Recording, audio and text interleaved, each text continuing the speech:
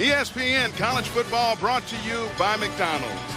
And we are on the campus of Grambling State University in Grambling, Louisiana, at the house that Rob built, Coach Rob that is, Eddie G. Robinson Stadium, the hole they call it. Beautiful ambiance for football as Jackson State University traveling to face Grambling State University in a battle of SWAC rivals.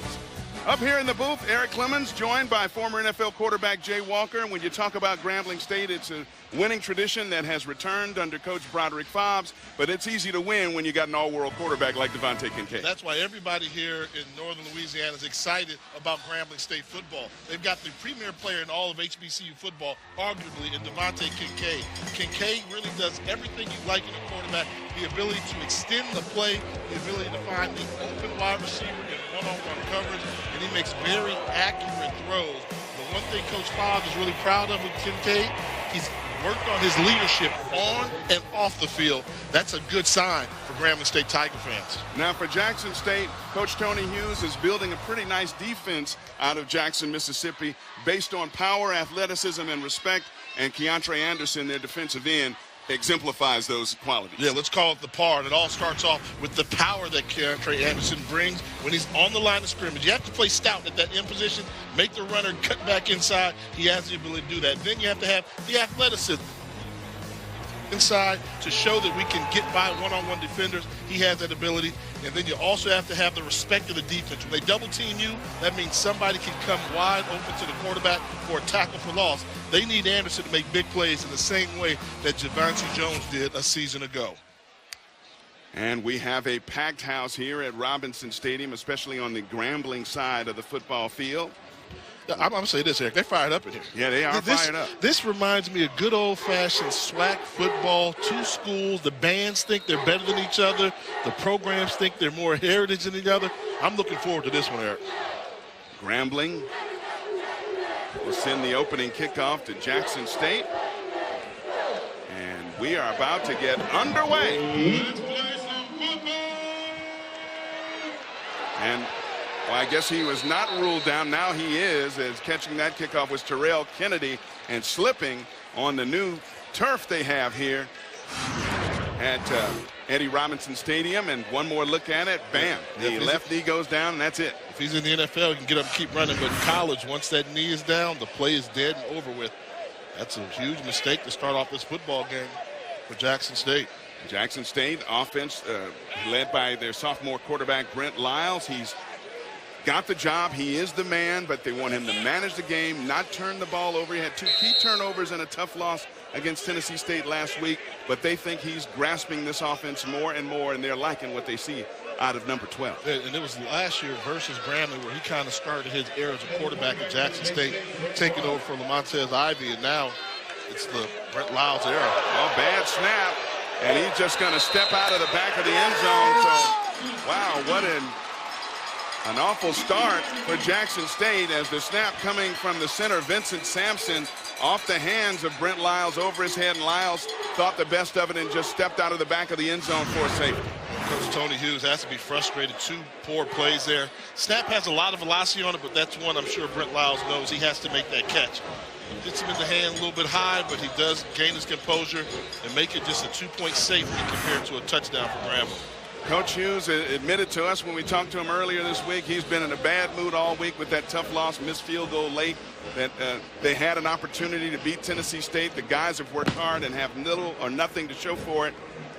But a bad start out here this evening with a bad snap, but still plenty of football to go, as the old cliche would go. Only 8 seconds gone here in the first quarter.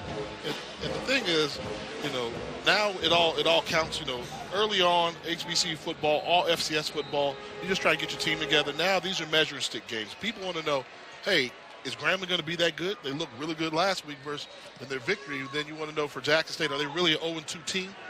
Christian Jackman the kick, with Joshua Mosley fields at his 25, and a nice return up the near seam, getting it out across the 45 to the 46-yard line, where Grambling State's Tigers will take over. And they are led by the SWAC Player of the Year, Devontae Kincaid. Devontae, of course, a transfer from Ole Miss. He wanted to be near home, wanted to stay home, so he opted to come here to Grambling when he could have gone to a lot of other programs. And aren't the Grambling Tigers so happy he did? The reigning player of the year, the preseason offensive player of the year in the SWAC, and now he's operating first down out of an empty backfield. And a nice rocket of a throw to the near side, has his receiver on the near side, Quentin Geis, their fastest receiver, sophomore out of Monroe, Louisiana, picks up 12 and a first down. And Geis is one of those guys they want to see make up in some of the lost productions from the wide receiver core they had last year with Verlin Hunter and Chad Williams and those guys, and Geis can be a special one. A little delayed handoff that time goes to Martez Carter, who you need Keontre Anderson making that play from the defensive line position. Carter's a special running back. Very, very good. But, you know, we talk about him. He's got the ability to be a home run hitter. And Sean Bishop coming in from that safety linebacker position has got to be acting around the line of scrimmage. On second down. Kincaid stepping up in the pocket, going to keep it. He's going to get the corner and get close to first down yardage. He's down, forced out of bounds at the 31-yard line. Darian Wansley forced him out. And this is what we're talking about. Bishop has to make this play. Left side of your scrimmage, line of scrimmage, number 7 in white, missed the tackle, allowed Kincaid to escape and pick up the first down. Bishop, you're going to be the impact player. You got to make that play. Keep him in the pocket. Picked up 11 on that run, so they move the chains once again, and Grambling on the march after the safety. Carter trying to get the corner on the near side, and he is met by a lot of blue and white on the near side. Carter going to be thrown for a loss. Malik Hamner was in there. Sean Bishop as well on the tackle as he lost 2. How about that record? This is Eddie Robinson's house, right? I wonder if Coach Rob started off 24-2 in SWAC play.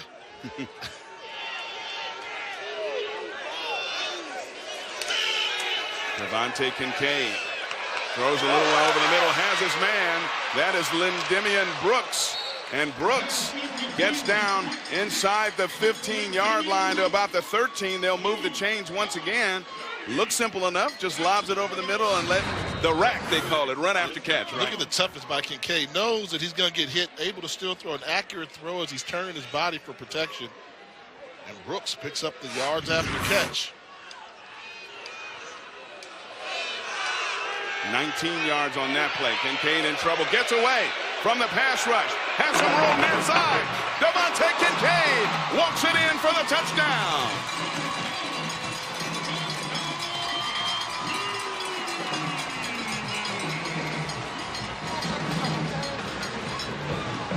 Fantastic pressure, but just like North Carolina Central had to learn in the Celebration Bowl, you can flush him out the pocket, but can you catch him? And Jackson State defense showing they don't have the ability to catch Devontae Kincaid with his elusiveness, decision-making for the touchdown. Easy waltz into the end zone. Mark Orozco is on for the extra point attempt, and it is right through and good. So Grambling taking advantage of a Jackson State miscue early off the safety. They drive it right down the field to score as Devontae Kincaid walks it in.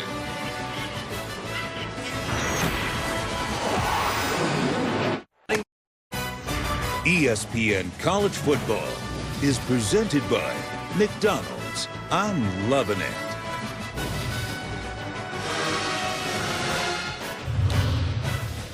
We are here, Grambling, Louisiana. Grambling out to a quick 9-0 advantage. Devontae Kincaid getting away from the pass rush and going in from 14 yards. Miguel Mendez will kick it deep. Terrell Kennedy is one of the deep backs for Jackson State. And already the Tigers, about 2.5 hours up the road, are in a hole, trailing 9-0. And this is Terrell Kennedy at his 5. Kennedy a big seam. And Kennedy spins off a tackle and gets out across the 35 to the 37-yard line. Nice return there. So Jackson State will have some excellent field position to try to get back in this one. Jackson State. And Coach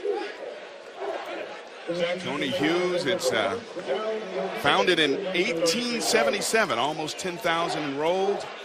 And of course, That excellent marching band, the sonic boom of the South. Top 5. Yeah, that's right. A little preview there. A little shameless plug from my partner.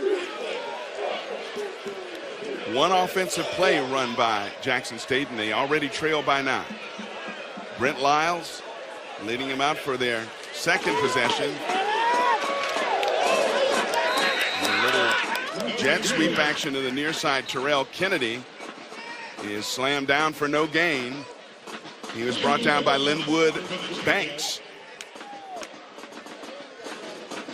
Jay, impact players on these sides of the ball. Yeah, for Grambling, it's all with their middle linebacker, Darius Christmas. He's a guy that really leads his team in tackles on an annual basis. Junior from Vicksburg, Mississippi, so you know that hypes him up. And Shoe makes a guy that can be an explosive player for Jackson State offensively once they get to the passing game. 2nd and 10, quick pass on the far side. And he does hit the guy you just talked about, Romello Shoemake. They call him a hard worker out here. He's a guy who can get open in the slot and make things happen after he catches the ball. Picked up 7 on that play, so it'll be 3rd and manageable for Jackson State. Grambling traditionally plays a 3 defensive lineman type front, that 3-4 with a lot of speed. So you're going to pick up yards running the ball. You have to run at them. You can't think you're going to beat the Tiger sideline to sideline on jet sweeps and plays of that nature. Shoemake was in motion far side, and that pass is caught. Nice diving effort on the far side of the field by Carl Ollie. Good size at 6'3", and good hands as well on that diving effort. You want to see him, don't get rid of the double clutch. He was there, he was open. If you hit him in that hole in rhythm and timing, then he's able to catch and pick up a lot of yards versus that soft zone coverage. And that's something where Brent Lyles, as a quarterback, you have to anticipate a little bit more, a little bit sooner where you're going with the football. Again, Brent Lyles, the redshirt sophomore, in there to manage the game. The job is his. He's not looking over his shoulder, but he's picking up more as time goes by, running this offense. That handoff play to Kennedy goes for no gain. I'm sorry, Jordan Johnson, number 17, the other back. They liken these backs to the famous Auburn combination, Ronnie Brown and Cadillac Anderson, both very similar in their styles. Cadillac Williams, I'm sorry. What about Bo Jackson and Lionel James? You want to talk about Auburn, that thunder and lightning backfield. Everybody used to start using that cliche term. Everybody wants to have that dual running back system, but very hard to find 2 good ones that you don't lose a little something when one of them's on the field. Empty backfield, 4 receivers split to this side. Now he's got a man open downfield, and Lyles overshot his intended receiver. Carl Ollie was open, had a couple of steps on his defender, and that would have been 6. And this is the recognition I'm talking about. This is a great job by Lyles, realizing one-on-one coverage up top of your screen, no help over the top. Great release by Ollie. Everything was there but the throw. Now, Ollie, help out your quarterback. You got to lay out for that ball. You got to come up with some skid marks on your sleeves, laying out for that ball right there. Brent Lyles will be the first one to say he can make a little bit better throw, but help him out. Yeah, Monte Johnson is breathing a sigh of relief there. He was the one beaten on the far sideline. Here's Lyle throwing to the far side once again, and again he was looking for Ollie on the out pattern. That one's incomplete. And that was open once again. So consecutive throws where the wide receivers have done their job. They've gotten open, but yet Lyles not able to make an accurate throw. So that'll force a punt. Christian Jackman about to attempt the first punt of the game. And back deep to receive, Malik Root, standing at his 10-yard line. High spiraling punt, fair catch signal, and Root dropped that one, but out of bounds. It'll be ruled out at about the 12-yard line. Grambling takes over on offense, up by 9.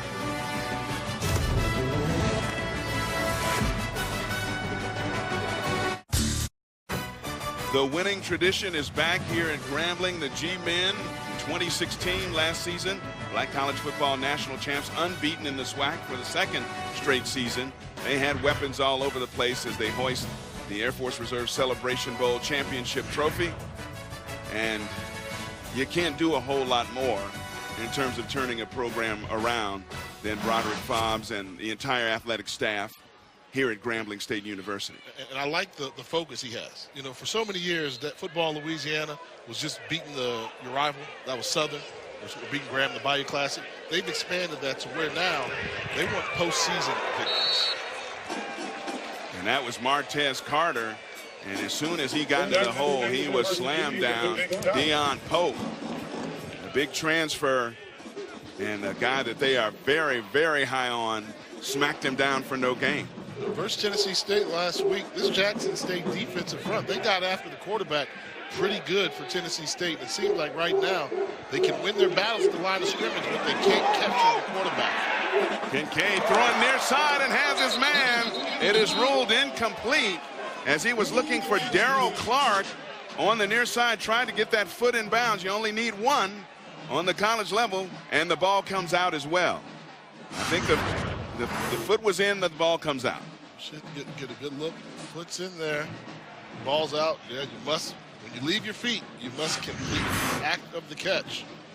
Dario Robinson, best cover corner of Jackson State, was there on the coverage. And so third down, this Jackson State team counting on its front seven for big things. Blitz is on. Kincaid trying to escape and does. Gets the corner. Has some room. Kincaid getting to the sideline and picks up first down yardage, and he has hurt them almost as much with his legs as he has with his arms so far early on. Yeah, I would say more so. They're doing a good job of flushing him out of the pocket, but I don't know if you want to flush Devontae Kincaid out of the pocket because he's such a threat to run the football. He finds a running lane, makes one guy miss, and he's thinking get upfield, find the first down markers, and then get down. 12 yards on that pickup, and we have a whistle and a little extracurricular activity between a couple people. Be some Malik Hamner, yes. number 10. He clearly got caught throwing a punch, and that will be a huge blow for Jackson State if he's not able to stay in this contest. Looked like Kyle Davis, number 74, 6'4", 305-pound freshman from Monroe, Louisiana, and Malik Hamner giving each other the business, as one NFL official used to say.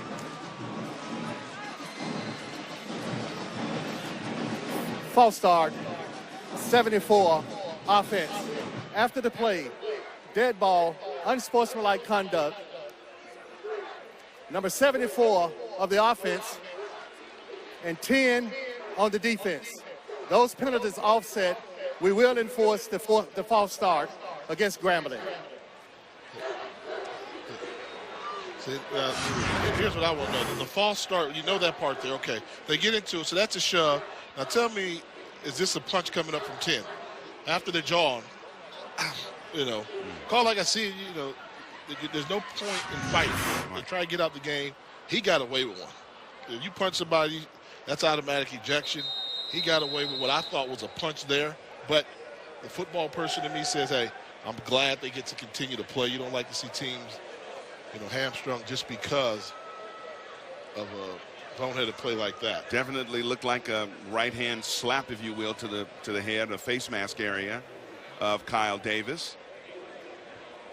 And offsetting unsportsmanlike conduct penalties. And so we'll have a 1st and 15 with the false start penalty against Broderick Fobb's team. And the question I get is, if that's not a punch, what's a punch in football? I mean, it's not a gut shot, but to me, it's the only way you can punch in football without possibly breaking your hand against somebody's helmet or face mask. Give them a slap. Yeah, they outlawed the Deacon Jones slap. Absolutely. Upside the head, so.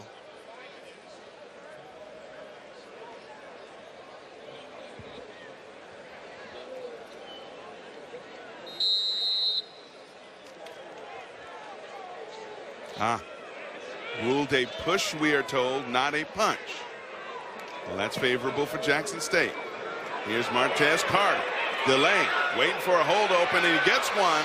And Carter pulling tacklers out close to the 30-yard line. Nice effort. He put on about 10 or 15 pounds coming into this season, but he put on a little bit too much weight early, and it slowed him down a bit. I didn't know if he had to put on weight, but you see the jump stop there, then get to daylight. Here's where he likes the mask, able to try and run through would-be arm tackles. Carter's a special player. second down, Kincaid in some trouble, trying to spin away from it, and does. Now going far side where he has a man open. Out of bounds at the 40-yard line is Quentin Geis, and that is Devontae Kincaid at his best. And I don't know if I've seen a player give defenses this much trouble since the late Steve McNair. I mean, this is a Steve McNair type play. He's going right. Okay, no, I got to make one guy miss on my own. The lineman standing around watching. Then with the vision to find somebody downfield, that play was all Devontae Kincaid. And a very well thrown ball. Caught him right in stride. Picks up a first down, 11 yards on that scramble and catch. And here's Kincaid again. Looking downfield, throws far side, strike. And it'll be close to first down yardage once again as he finds Geis once again for 11. And they'll move the chains. Another first down. This has to be frustrating for Jackson State defensively, particularly their defensive line, which their defensive coordinator, John Hendricks, said strength of this team. They are winning the battle at the line of scrimmage. They're getting through the offensive line, but they can't catch Kincaid. Very frustrating defensively when that occurs on a regular basis.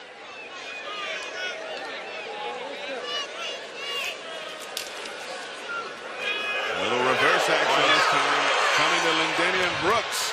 And Brooks has an easy 11.5, 12 yards on that run and move the chains once again. And Grambling, in large part because of their quarterback, is making this look a little easy.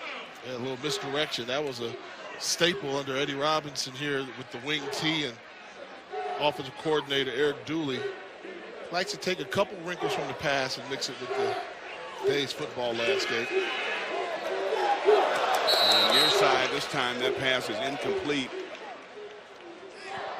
He was looking for Devontae Davis, his big wide receiver. 8-play drive so far with 4 first downs already. Jordan Jones was the intended target, not Devontae Davis, 82. Jordan Jones is tight end, number 83. And another one off the hands of his intended receiver is incomplete. Yeah, that's a play that they have. He has the ability to pull the ball out the running back's stomach and hit the slant route right behind where the blitzed linebacker came from. Wide receiver not able to hold on to it. But this is where if you're Jackson State defensively, what do? I don't blitz him. You know, I maybe rush 3 like it looks like they're going to do. 3-man rush, keep linebackers to keep him in the pocket. Blitzing off the top. Kincaid spins away but can't get all the way away from the rushing defensive back who gets the tackle.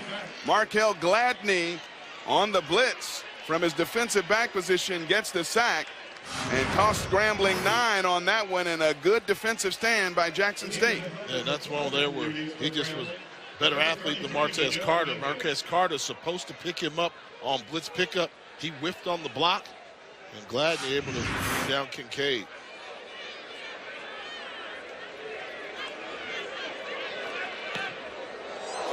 And a shank effort on that punt.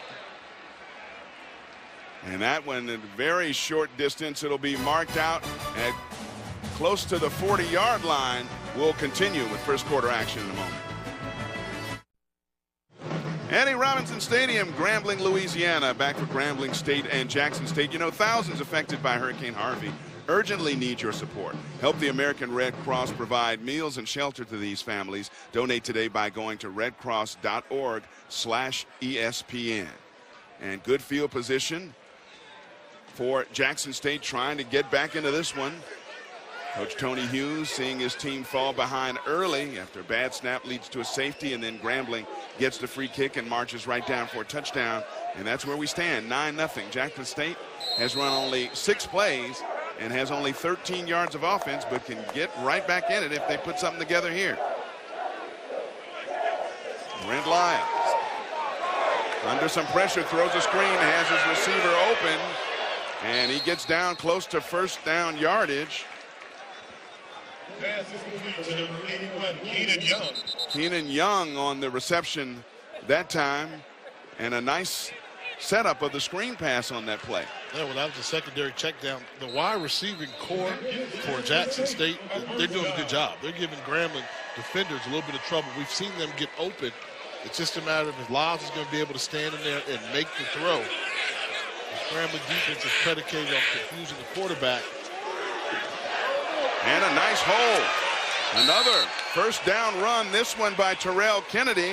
And 2 plays, 20 yards or so. And Jackson State has things cooking into Grambling territory at the 38-yard line. If you're going to beat Grambling, you have to be able to run the ball on offense to keep their offense on the field, eat away at the clock, and make nice long drives down the field.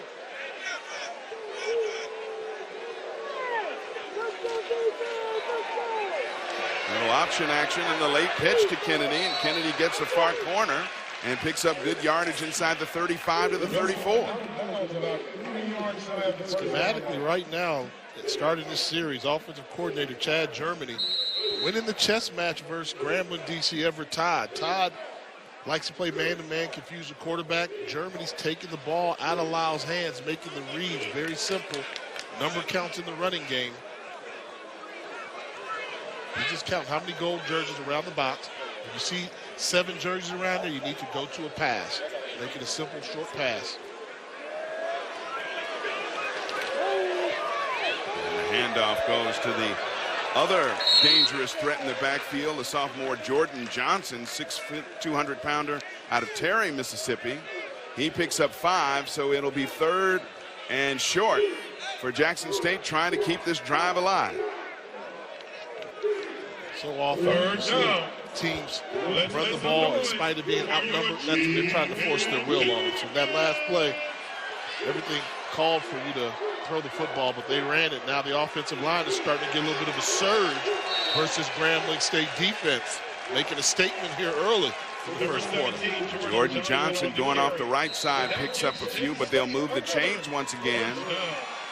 And easily the most spark that the Jackson State Tiger offense has shown so far in this first quarter. Jackson State, nice showing here, attendance-wise. The folks from Jackson, Mississippi made the, what'd you say, 2.5 hour drive or so. Supporting Coach Hughes' bunch. The stage manager Cassandra confirmed that for us up here, about 2.5 hours. And here's Lyle. Spinning off a tackle. Nice little move there at the point of contact. Gets it down inside the 20-yard line. So a nice pickup of about 5 on first down before Montrell Meander brought him down. What do we say? If you're going to be Grambling, you have to be able to run the ball, and they're doing it with the running back. They're getting the quarterback involved in there. More importantly, give credit to these guys up front on the offensive line. They're winning their battles. Coach Hughes says, hey, here's the way we want to approach it. We want to get the opponent in a phone booth and have a fist fight with them and win and fight and claw and scratch. That's how we're going to have to win games, and our margin for error is almost 0. We just don't have the depth yet, but the guys are starting to believe. And there's a fumbled snap, but Lyles got it back, fortunately, for Jackson State, and unfortunately, that'll set up 3rd and long. That's the second botch snap we've seen here in this first quarter. Yeah, and there's a lot of velocity on the snaps. They're coming out a little bit high. You know, I've seen tougher snaps to handle there. Just Lyles seems to be a little bit rattled, leaving his feet a little bit too quickly, and they're very fortunate to get that football back. They lost 8 yards on that bad snap, so 3rd down and long coming up for Jackson State.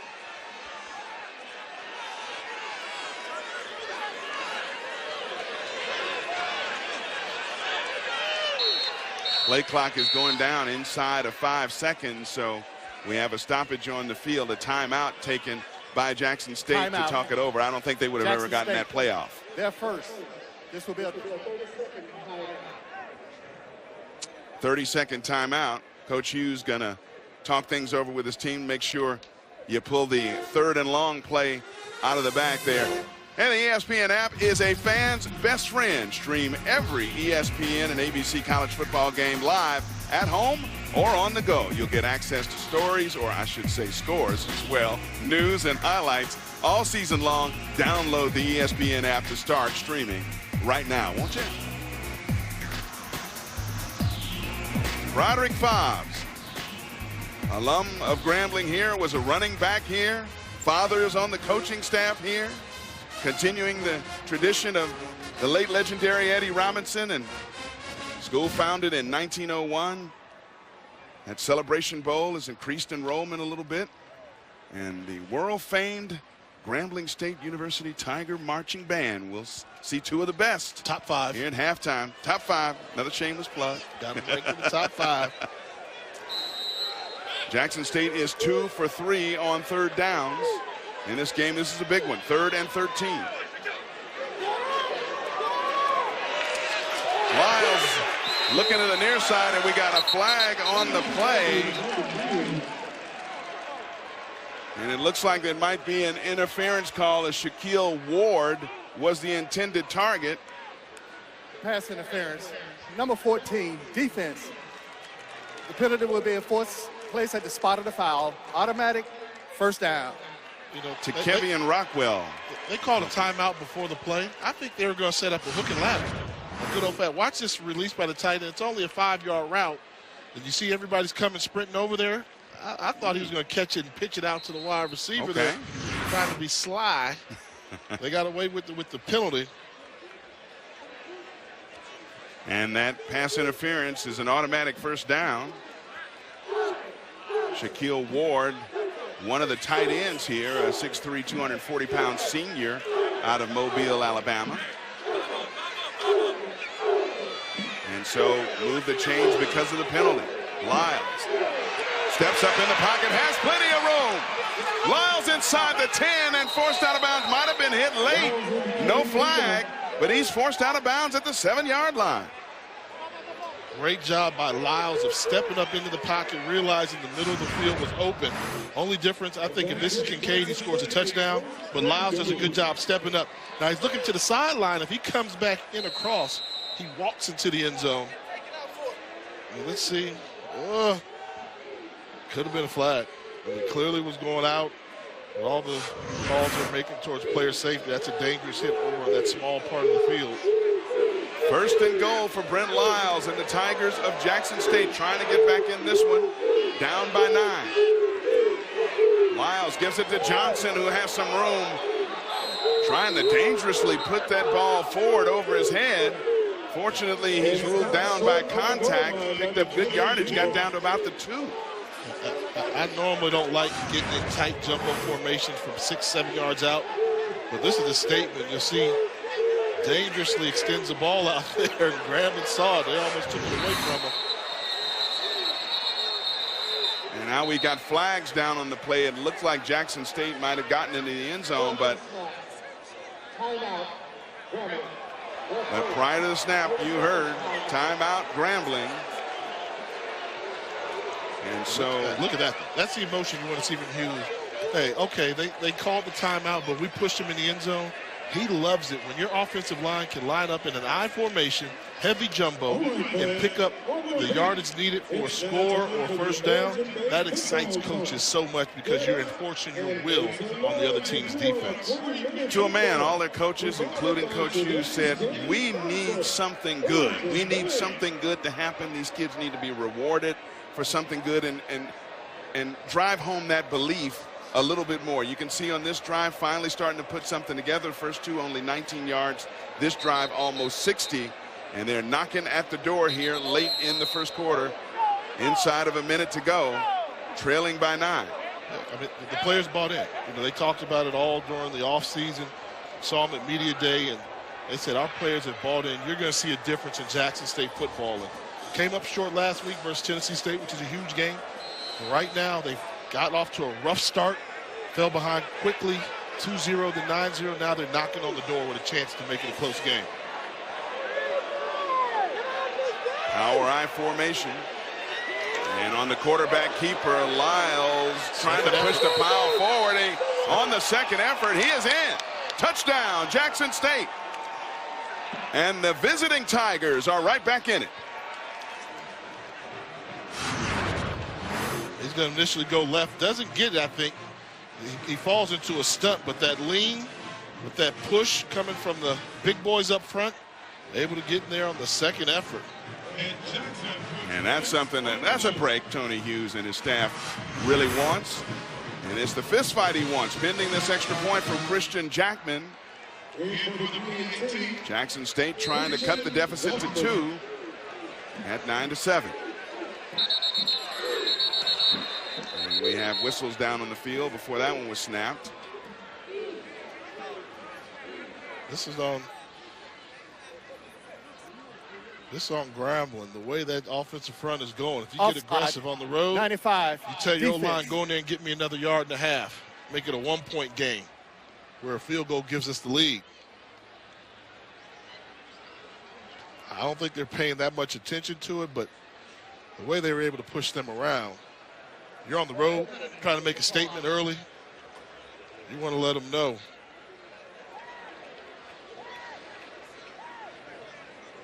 Christian Jackman on for a second attempt at the extra point after the offside penalty against Christopher Johnson, defensive end from Grambling. And the extra point is good. So just like that, an impressive march by the Tigers of Jackson State, led by their quarterback, Brent Lyles.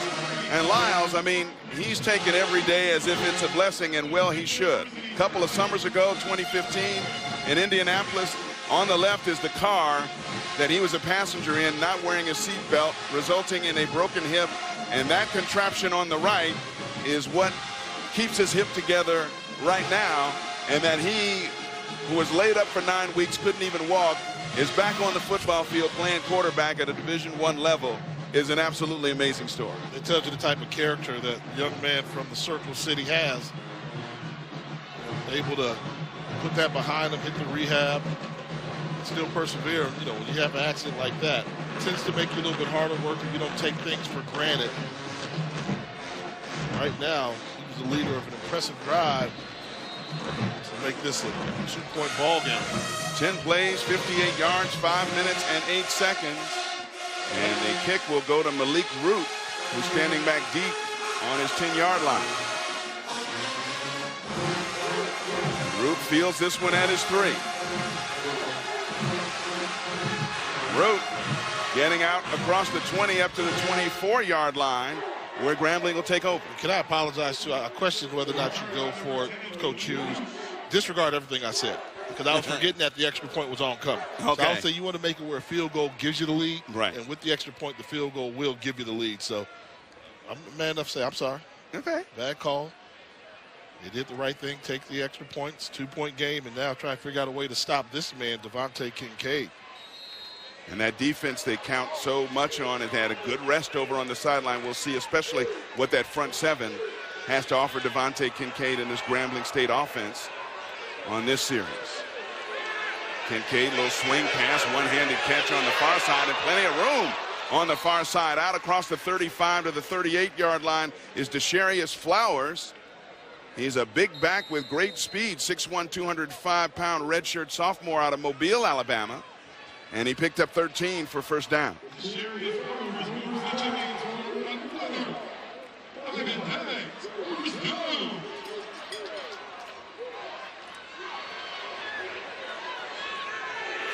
Another swing pass near side this time, and Martez Carter looking to plant and cut back to his left, slipped down, and that will do it for the first quarter.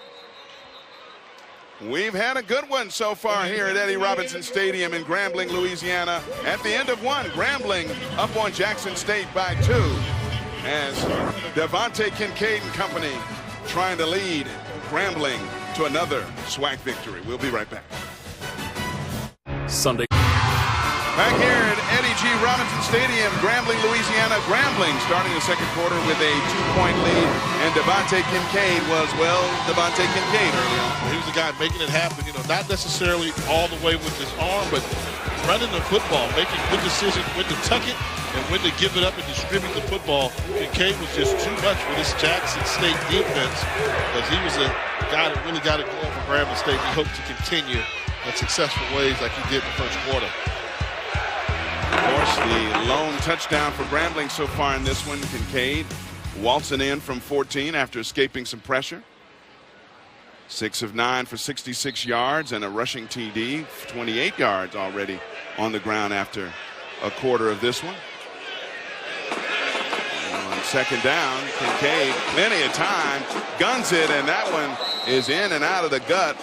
Lindamian Brooks, his wide receiver, coming across. He had some room to run with that one had he held on as well. And that's what you have to do, though. The timing game for Grambling throwing the football doesn't necessarily seem to be there right now. It's a little bit of drop back, let Kincaid create, find somebody on the move. If you're Jackson State, you want to keep them in the pocket. And if you're Grambling, get that timing game together in that passing attack. 3rd and 13. Kincaid stepping up away from pressure.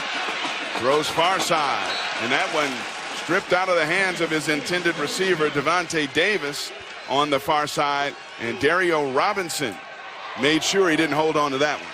So another defensive stop for Jackson State. What have they done the past 2 possessions? Kept him in the pocket. Make him beat you with his arm. And Kincaid's thrown some nice passes, but the passing game as a whole has kind of gone flat for Grambling.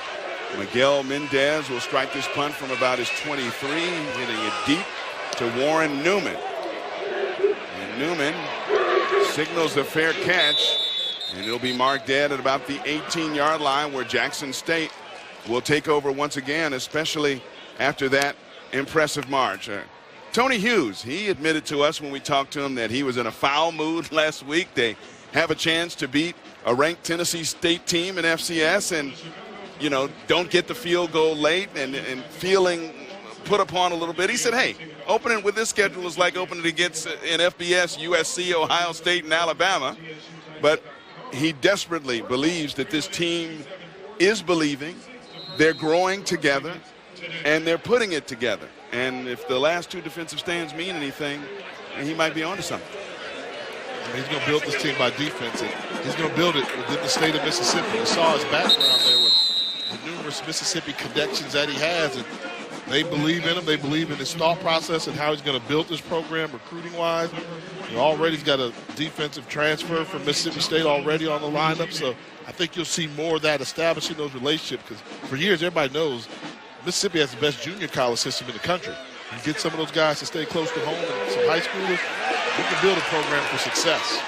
Another near disastrous snap. That time Lyles was able to come down with it and hand it off to Jordan Johnson, who had plenty of room right up the middle, move the chains after a very nice gain of 10 yards by Jordan Johnson. Second half of that 1-2 home run punch they have in their backfield at the tailback spot. This time nothing doing as Jordan Johnson trying to come to the near side, and he is corralled and brought down. Linwood Banks, one of the guys there, along with Christopher Johnson on the tackle. Great job by Banks, 6'1", 300-pounder. Alexandria, Louisiana, playing that nose tackle position, just beat the center one-on-one, taking advantage of the matchup and getting the tackle for a loss behind the line of scrimmage. Loss of 3 on the play. It'll be 2nd and 13.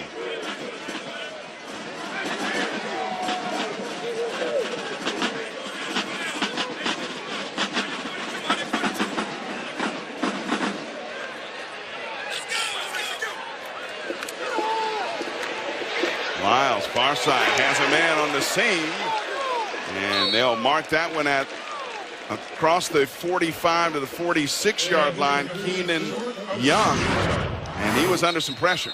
Yeah, they may call a late hit on the quarterback. He throws it, and they're going to call roughing the passer, and that would give Jackson State a first down.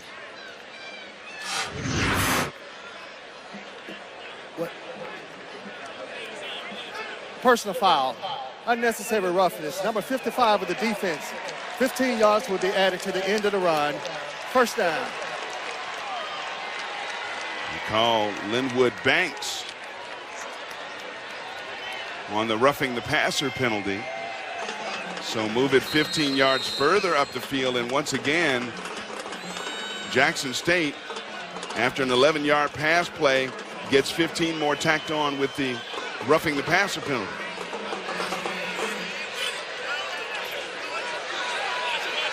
Grambling's 4th penalty of the contest so far. And this is Terrell Kennedy trying to get to the far side, and another flag down on the play.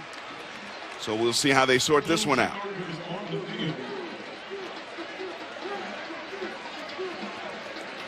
Face mask, somebody came Personal late foul on the run. Grabbing of the face mask. Number 14 of the defense. 15 yards added to the end of the run. Automatic first down. To Kevian Rockwell. Got him from behind on the face mask, which is a no-no. Yeah, he was in great position right there, but that's one of those dangerous variety of the face mask right there. The officials will make the call. 2 mental errors have allowed Jackson State to pick up more yardage on this drive. Grambling 5 penalties so far in the game already, and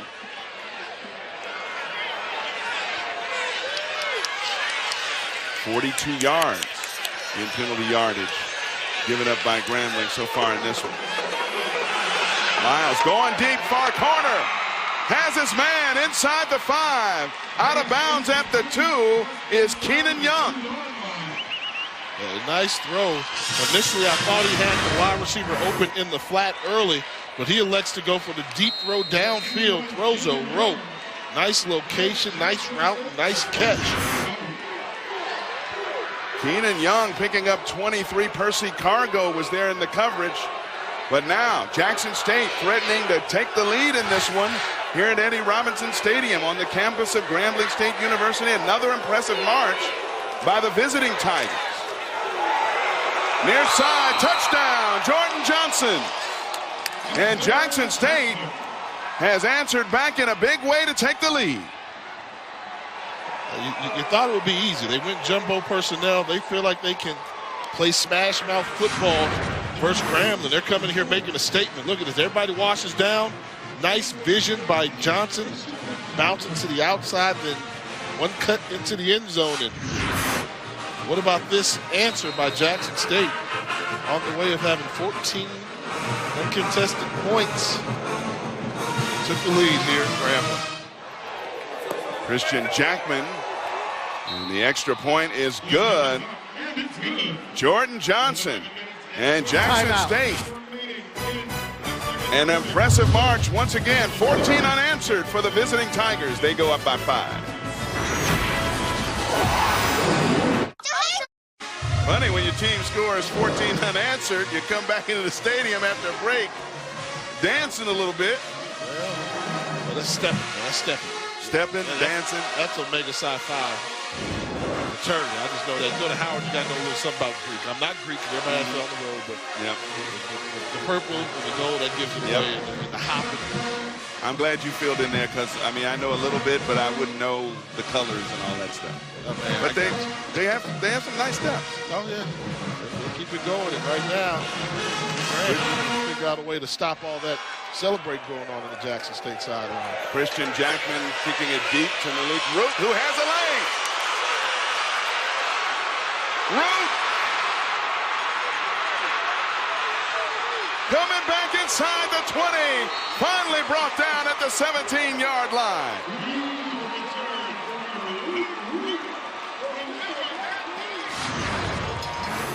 I mean, look at Root. He gets to 0 to 60 in a hurry. He's full speed. Reminds me of Jimmy Cunningham, who I played with, but you see him just outrunning and weaving. During the return, holding number 83 of the return team. 10-yard penalty from the spot of the foul. Ooh, First down. Like that here. Grambling fans don't like that here. Great return nullified by a holding penalty. That was a great return.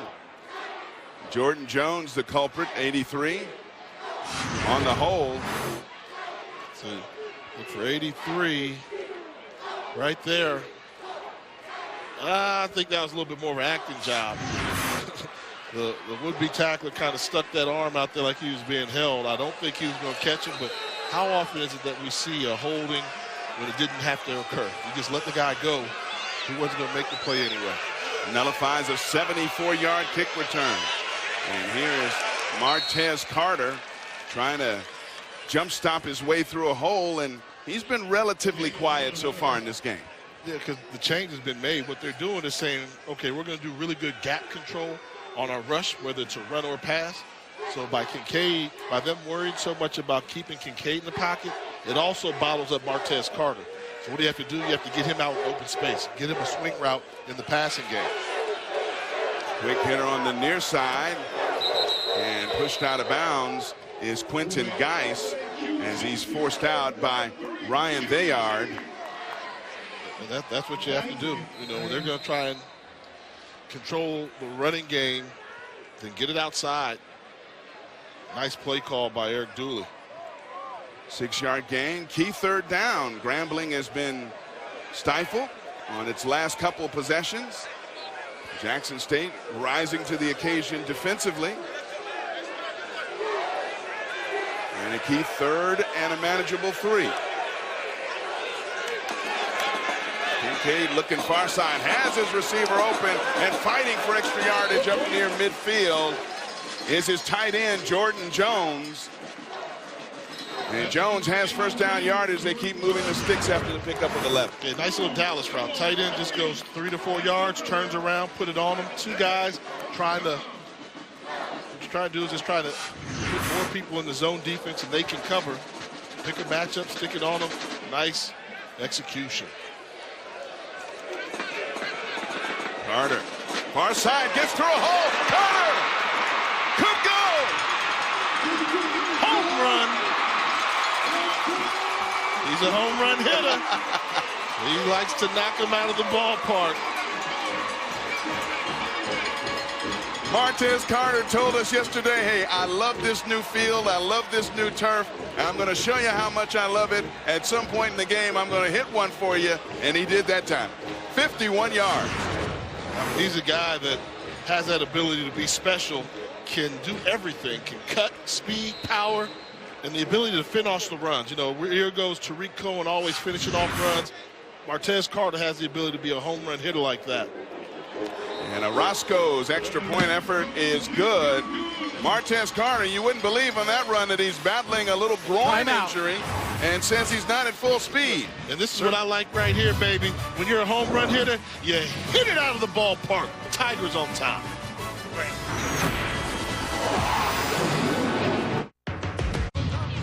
Martez Carter giving Grambling a 2-point lead with an explosive 51-yard run. And he told us yesterday that he loves this new turf. Let's take a look at the recent stadium enhancements here at the Hole with an AT&T Field Pass. They have a brand new field turf, cost $1.5 million, and that turf is called Hellas Matrix Turf, and it has some cork-like material in it that holds water and moisture, so if it gets really hot, it releases that moisture, and the field doesn't feel as hot on the feet of the players running around on it. So that, and a beautiful new scoreboard, 47 by 22 foot video board, another $600,000 there, and a new tailgating area. And this, my first visit to Eddie Robinson Stadium, it is an absolutely gorgeous place to take in a football game.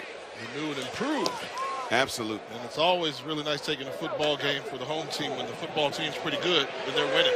Terrell Kennedy taking that one on the near side, trying to go all the way across the field, and he is finally pushed out of bounds at about the 17-yard line. So he ran a total of about 60 yards that time and didn't get much out of it, but trying to make something happen as Martez Carter and the home run hitter giving Grambling a 2-point lead. It's been quite a game so far. We just talked about, maybe he has the ESPN app down there somewhere, because we said we hadn't called his name much, and then he gives us the 51-yard run. I'm interested to see how he's going to do this year, because after the success Tariq Cohen had and is having in the NFL, Coach Bob says that a lot of NFL teams are all of a sudden becoming very interested in Martez Carter.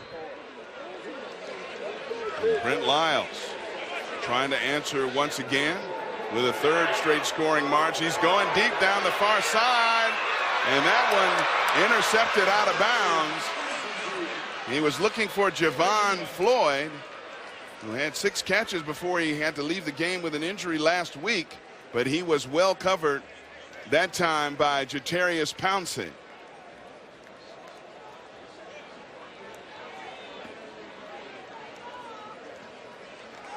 So it'll be 2nd and 10.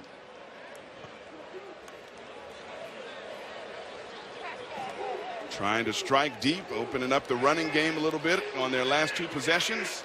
Thought they might have something deep, but good coverage that time by Pouncey. On 2nd and 10, little option action. And getting the corner on the far side that time is Jordan Johnson. And Johnson picks up good yardage on 2nd down. It'll be a 3rd and manageable. Picked up 5, so it'll be 3rd and 5 from the 23. is where we've seen the Jackson State wide receivers have success in the seams, on the creases. If Grambling State elects to go to some type of man coverage, then you want to find the crossing type patterns. In this situation here, if you're going to go short yardage passing, you must give the most out of your pre-snap read. Know where you're going before the ball snap. Empty backfield for Lyles. Trying to step up in the pocket. He does. And he was not able to break the tackle in the middle of field. A good open field tackle that time by Deontay Hatter. Prevented him from picking up the first down. So Jackson State will face a 4th down and short and probably punt. That's one of those situations you have to know. If they're only rushing 3, they've got 8 guys back that can see you. You're going to have to have it come wide open before you elect to take off and run. They rather him find a receiver that was open, make a better choice. And they might have found an exciting returner in Malik Root. A 74-yard kickoff call back earlier, and this is a line drive kick coming down to him at his 30. Almost got through a hole, but he smacked down hard that time. But Grambling will have good field position as they take over. The Tigers of Grambling State University leading by 2. Welcome back, and check out The Undefeated for exclusive HBCU content. Click on the HBCU tab on theundefeated.com.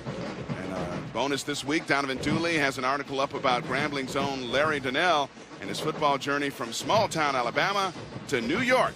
Donnell now plays for the Ravens. He played with the Giants from 2012 to 2016, so he went from G-Man to playing for the G-Men. Not too bad. Devontae Kincaid, not too bad a field position at the Grambling 38-yard line.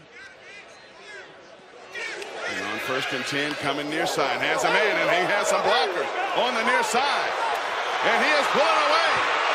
Flag down on the play, however, as Khalif Salmon took that one and exploded down the near side, but we have a flag back at the 44-yard line of Jackson State.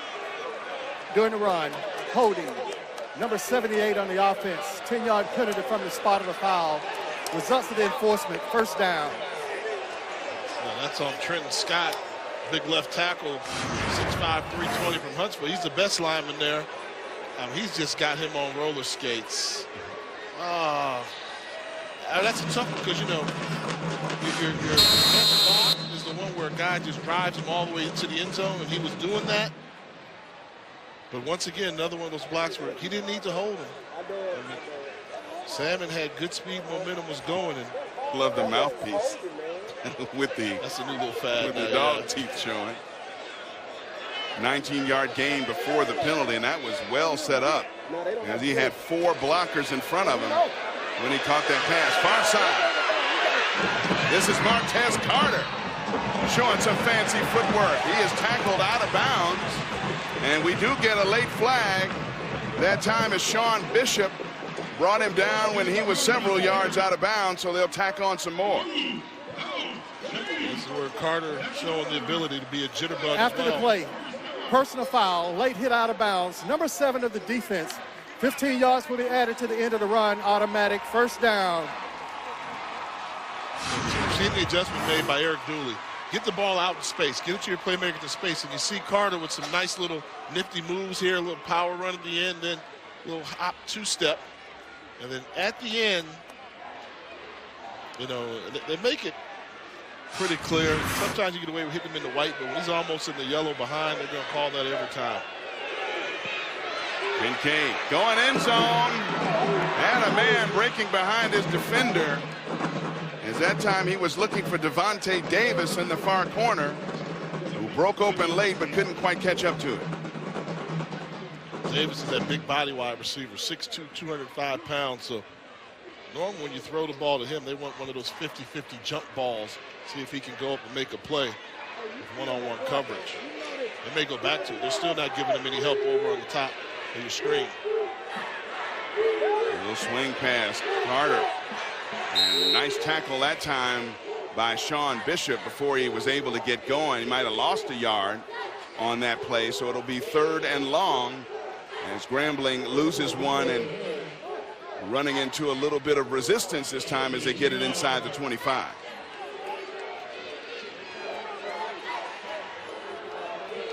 We have had a good one so far as we approach the 6-minute mark here in the first half at Eddie Robinson Stadium in Grambling, Louisiana. Grambling on the move, but they'll have to convert a 3rd and long here. Devontae Kincaid stepping up. He's going to keep it, and he's going to get the near corner, and he is pushed out of bounds. He'll be short of the first down. No, they gave him a great spot that time. He'll be closer, a lot closer than I thought he was. He'll be pushed out at the 11-yard line, and he'll be very close to first down yard. This is poor blitz. The blitz is coming. You cannot just run in there recklessly out of control. That allows Kincaid to step up and escape to the left. You have to have a controlled blitz. When they're blitzing to keep him in the pocket, you can't go in there recklessly where they just push you around, and then that allows Kincaid to have it open up like the Red Sea and pick up the first down. Preseason SWAC Defensive Player of the Year, Keontre Anderson, being helped off the field. Rush defensive end, and they give him first down yardage on that run. So they move the chains. It was 12.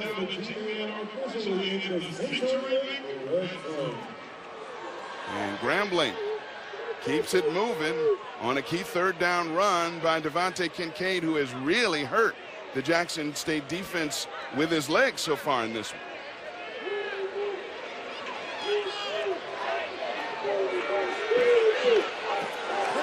The double screen on this near side as he found his receiver Quentin Geis, and Geis got only 2. He did have some blockers in front, but a good tackle from behind kept that one from possibly going to the house. Geis is a guy that can really burn. We've seen his speed on display. Down here, I still think they're going to end up throwing one of these jump balls to the end zone. And 2nd down. Kincaid trying to buy some time. And now he throws that one. I thought he was throwing it away, but he was actually trying to hit his receiver, Devontae Davis, on the far side, and it's incomplete. Yeah, take a look at the running back right there. He's beating him. He's saying, I'm open, get it to me. He doesn't get on the same page, misses it, and ends up just throwing the ball away. One of the few times we've seen Kincaid miss an open Grambling receiver. Kincaid so far 9 of 16, 140 yards. And a rushing touchdown to his credit. On the blitz, Kincaid gets out of it. Kincaid smashes down to about the 5-yard line before he's brought down hard by Sean Bishop. And unless Grambling goes for it here on 4th down, they'll probably attempt the field goal. Bishop is coming up with a big open field tackle. That's why he was one of my impact players. He's got to be around Kincaid and Carter all evening. Mark Orozco going to attempt this one from 24 yards. He's been perfect so far this season. 3 for 3. The kick is up. And Orozco nails that one right through. What a story for this young man. Mark Orozco was in the Grambling program. He left the program because he wanted to help his father, Edwin, who was diagnosed with minimal change disease. It affects your kidneys, and shortly after that, he's also diagnosed with prostate cancer. He left school, went home to Denton, Texas, to help his dad and his stepmom, Swanee, take care of his father and help pay some bills. So he worked at a Mexican restaurant, helped drive his dad to and from chemotherapy, and we are very happy to report that Edwin is doing well. The cancer's in remission, and he is almost back to 100%. That's called a dedicated son. That is, you know, that's the stuff you see underneath the helmet. Going underneath the helmet, you see the character of a kid, and having a fantastic year so far, kicking the football. As you mentioned, he's perfect. But when things are healthy at home, get a little bit better at home, you pay your sacrifices, and then you can go out and focus on football. So Grambling extends that margin to 5 with the 24-yard field goal by Orozco. It completes an 8-play, 56-yard march in 3 minutes and 36 seconds. And the kickoff coming down on the near side, Terrell Kennedy. And Kennedy, trying to get through a seam, gets out across the 25 to the 26-yard line, where Jackson State will take over with 4:11 to go here in the first half of what's been a very entertaining, pretty good football game. Yeah, you know, a couple years ago I did one of my Give Me 5 lists. I did the top 5 toughest road trips in HBCU football. And for years, Grambling was always like 1 or 2. But then the program fell off a little bit, and then Alcorn kind of overtook that in terms of getting their location. Right now, if I had to do a Gimme 5 of the top 5 toughest road HBCU trips, I think this may be back to number 1. Good football team, crowds into it, not easy to get to. Right? Not easy to get to. I like that, Ed, and the rapid-fire way in which you delivered it. Not easy to get to, good crowd, tough place to play, the hole. And the black and gold filling at least one side of the stadium. Lyles throws far side and has a man wide open who gets out across the 40 before he's finally hog-tied a little bit and forward progress stopped at, they'll mark it at the 42-yard line. And that was McQuell James. And McKell has first down yardage. And so certainly Jackson State not showing in any way, shape, or form after that 14-yard gain that they plan to back down. And here's Jordan Johnson. Johnson fighting for more yards, pulling some gold shirts with him, and picking up close to 15 on that run right up the middle. And Jordan Johnson is delivering a message with his running so far tonight in this one. Yeah, this is how you answer racehorses. Racehorses go down and score. You get them back in the phone booth, make the game physical again. In between the tackles, Jackson State trying to come with a counter punch. First Grambling. Johnson more the slasher of their two-back duo. But both can hit a home run and take it to the house. Here's Johnson again. Good hold. Johnson cutting it back to his right and getting a good 8 yards on the play before Percy Cargo brought him down. You see the footwork from Lyles on that one? It was get the snap, hop, hop, pitch. You know why? He was letting the linemen set up blocks downfield so they could clear the blocks. That's a slow developing run play. And they put the footwork in the backfield to give him some patience. And the delayed handoff this time goes to Kennedy, who is back in the game. And Kennedy stopped just short of the first down. So it'll be third and very short for Jumbo. Jackson State. Jumbo. They are who they are. They figured it out. When we get short yardage situations, we're going to go with a heavy package. Now there's a flag on the field. Apparently thrown by the... Must have had 12 break the huddle. Illegal substitution. Number 23 offense. Number 23 entered the game and did not play one play before removing himself from the game. 5-yard penalty. First down. Rod Holloway, our official, with that call. And that's a big 5-yard because, you know, 3rd and 1 or 2, they're going heavy. They jumbo. They're probably going to pick it up. Now you go 3rd and 7, 3rd and 6. You have to throw the football. At least the last couple of drives they've had, they have been winning the battle up front along the line of scrimmage with that big offensive line they have. A lot of younger guys there, but they are trying to win that physical fist fight we told you that Coach Hughes talked about as we spoke to him earlier this week. Here's Lyles, little swing pass near side. Johnson trying to get the corner and cannot as he is brought down on the near side. Montrell Meander did not let him get away. They lost a yard on that play. And you wind this clock down all the way you can, as low as you can, before you elect to go for the field goal. Go for the punt. Maybe even wind it down and take a penalty because you don't want to give Grambling another opportunity to put some more points on the board before the half. Christian Jackman will punt it deep to Malik Root. I tell you, you can think of a lot of good nicknames for a returner with the name like Root. And especially with the speed he has shown us early. The punt gonna be out of bounds as he tried to coffin corner that one. It'll be marked out at close to the 20-yard line. Tony Hughes' team only down by 5, but Grambling takes over when we come back. Kick off your Week 2 NFL Sunday with ESPN because we've got a new time and a new team. Sunday NFL Countdown comes to you at 10 a.m. Eastern with Rex Ryan, Charles Woodson, Matt Hasselbeck, Randy Moss, and new host Samantha Ponder. We'll have all the early breaking stories, injury updates, and preview each game right up to kickoff. It's also streaming live on the ESPN app. And Hall of Fame alumni, speaking of pro football, Some legendary names from both of these schools: Lem Barney, Walter Payton, Jackie Slater, the great offensive lineman from Grambling, great D lineman Willie Davis, Willie Brown, the defensive back, Buck Buchanan, loved him at linebacker with the Kansas City Chiefs.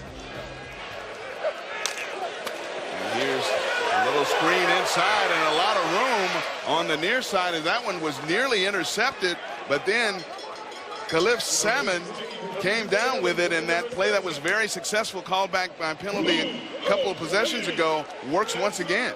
They're going back to it. I really think that because Jackson State is so worried about containing the circle where the quarterback is dropping back, that they're giving up the perimeter, and Grambling's doing a great job of exposing that weak perimeter defense from Jackson State. Remember, Grambling won the toss, opted to defer. Going deep is Kincaid, and has his man on the near side. It's knocked out incomplete. He could not hold it. Devontae Davis, a lot of black down there at that part of the field, didn't see that ball come out. Tell you what, Kincaid threw a dime. He put that on the M-O-N-E-Y. Little wheel route. Devontae Davis gets a free release, puts the arm up. I mean, look at this throw over the left shoulder. That's perfect, but a great job getting back in the play by the defensive back, Thayard, dislodging the football.